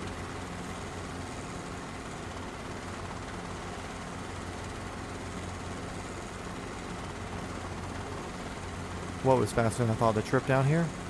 We were going 90 knots. Usually I'd be going like 70. So you can add like 3 minutes onto this trip.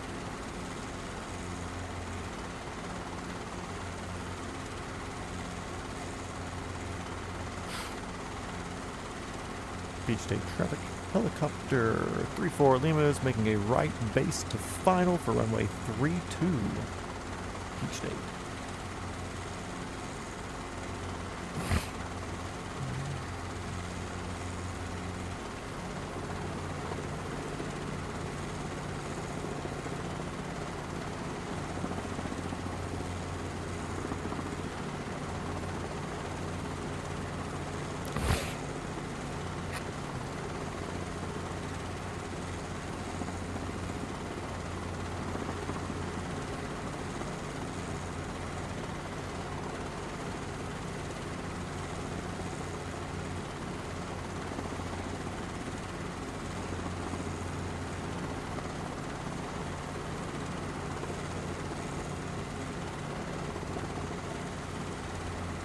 Also, this runway looks really, really nice from the air. Like, it's a very well-maintained runway.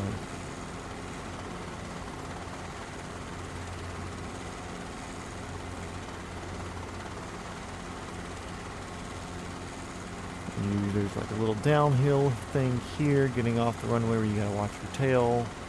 So you gotta get a good bit by it. And then lower your altitude and turn. Peach State Traffic Helicopter 34 Lima is clearly active. And parking at Barnstormers, Peach State.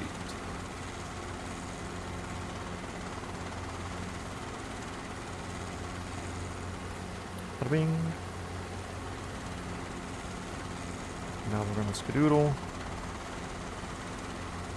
I want to go do east-ish.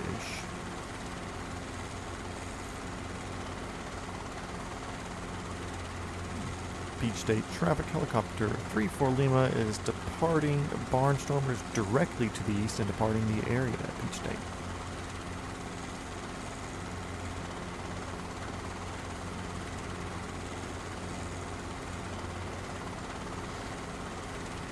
Little max performance takeoff, trying to keep it under 25 inches. Well, I still got carburetor heat up, so.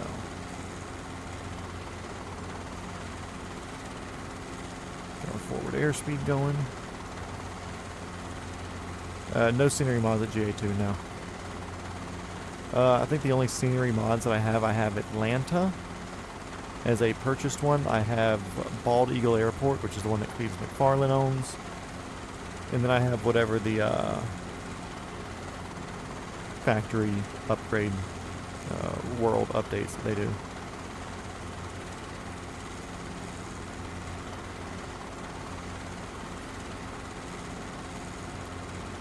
Hey, dude, these trees are sick.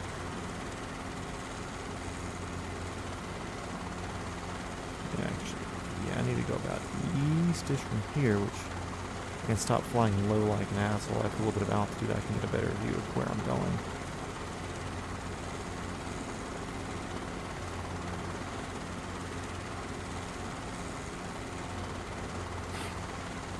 Yeah, like, I'm not just saying, like, subscriber count wise, which, by the way, if somebody's watching this, which I see it's just us two in here right now, but if somebody's watching this after the fact and you've made it this far and you're not subscribed, what are you doing? Click the button. Yeah, like, obviously, like, I want more subscribers so that way I can actually start monetizing this. That'd be nice, because then I could start using some views to pay for some helicoptering and stuff like that. But also, like, I think it'd be neat to have a few thousand, which means there could be 10 or so, let's just say in Georgia. And if I were to say, like, hey guys, if the weather's clear on Friday or Saturday or Sunday, whatever day, I'm renting the helicopter and I'm going to be going to Barnstormers. If you guys want to come hang out, if you're a sub. If I really try, I could hit 1K by the end of the year. I need to start posting, that's the thing.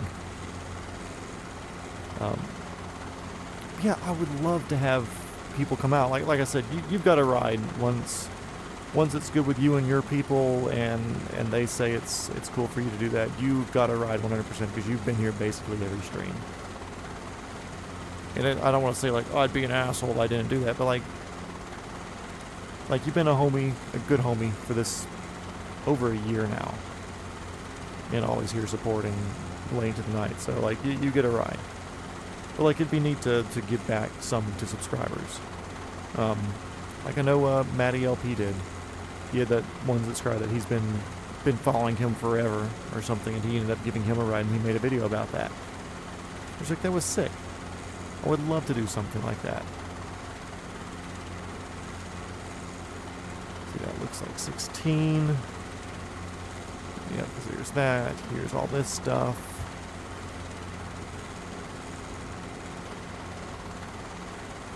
Yeah, if I really post, I can get to the, I'm pretty sure I can get to the 1K mark. What way am I going? That's 41.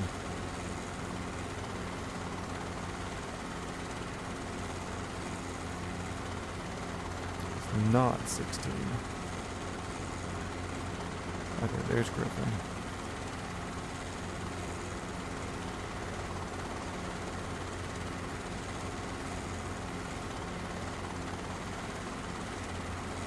Obviously, the garage build videos are my best ones as far as views.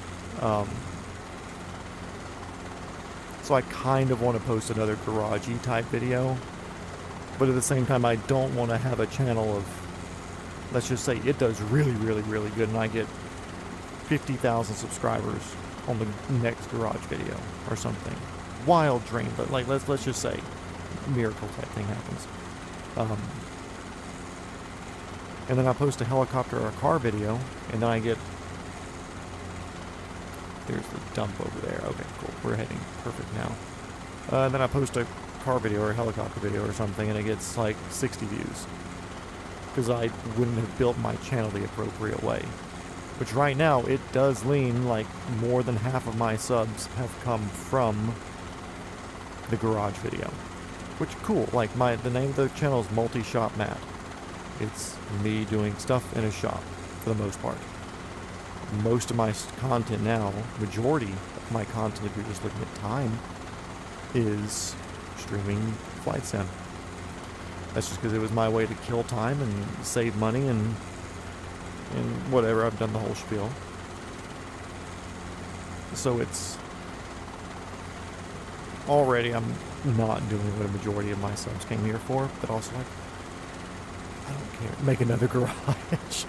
Yeah, let me just come up with $42,000 again real quick. Which, funny enough, that's about what I would like to pay as a down payment on a helicopter. I'm not sure typically what the lease or purchase programs look like.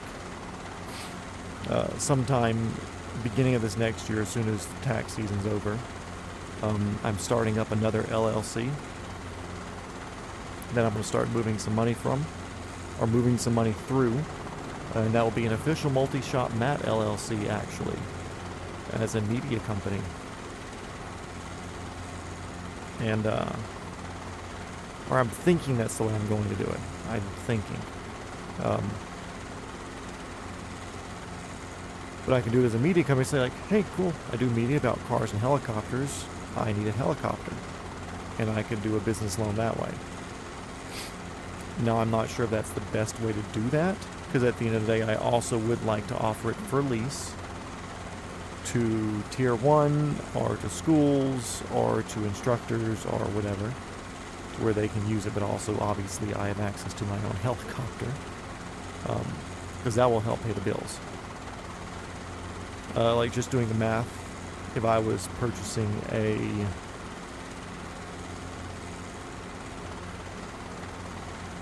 There's a R44. Yeah, I do. I gotta touch the popcorn so I can do it. I haven't touched it in like 2 months. Like R44, there's a clean one right now with a lot of hours left. Like, I can get my commercial 10 times over in it, basically. But it's got all the good IFR training and stuff in it, good glass cockpit and stuff. And it's like $450,000.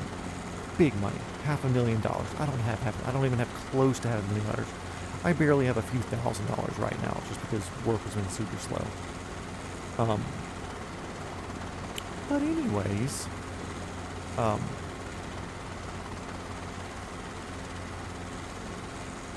putting 10% down is a significant amount of money. Thanks to that. And if it's a business where I can say like, cool, you know, I can do this. It's something I can make the payments on if I have to, but I do have a school that's signed up right now for a minimum $3,000 a month lease for this thing, which means I would only have to come up with like $1,500 a month to pay for it. Of course, every hour is still costing me in depreciation, technically, of $264, and then insurance and repairs, etc., etc., etc. But it's a thing. So it's a whole process. It's a lot of numbers. It's a lot of getting things figured out to do it in a certain way.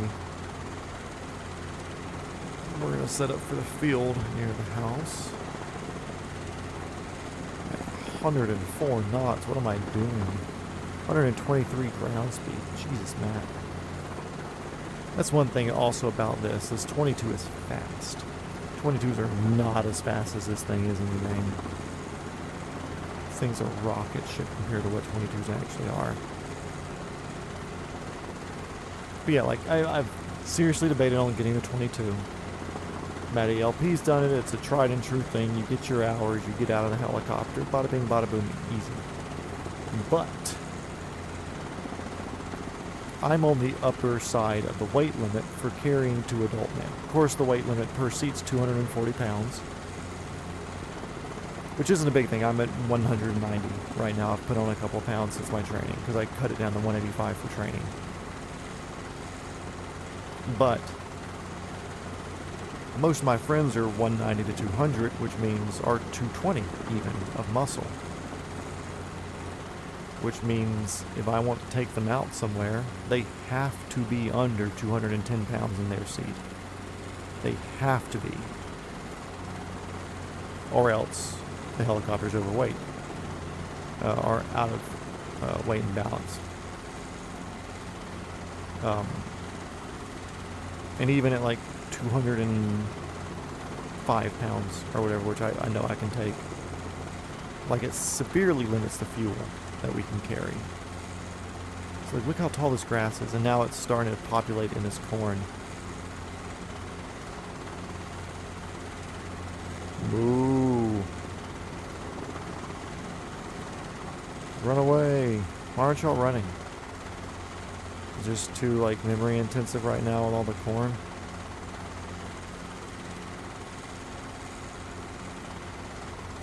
Yeah, this is what I spawned into the other day.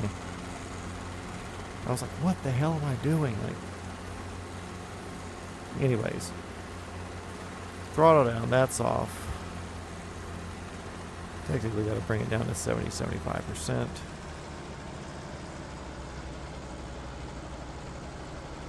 Hold it there, it will start chilling down, chilling out, blah blah blah blah blah. Temperature gets lower,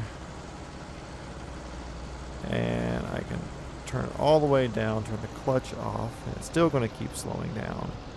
Blah blah blah. To do that for 30 seconds, and then I pull this bad boy up. It cuts the engine, lose that, everything else goes off.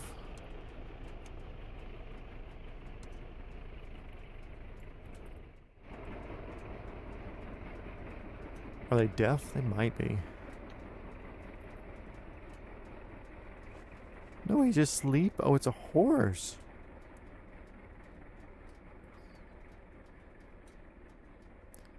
What are you doing?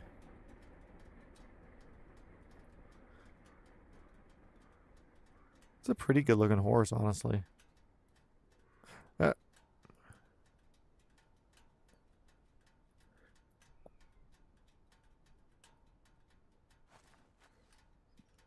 Anyways, it's been a night. It's 12:48. We have officially started streaming again. At least for now.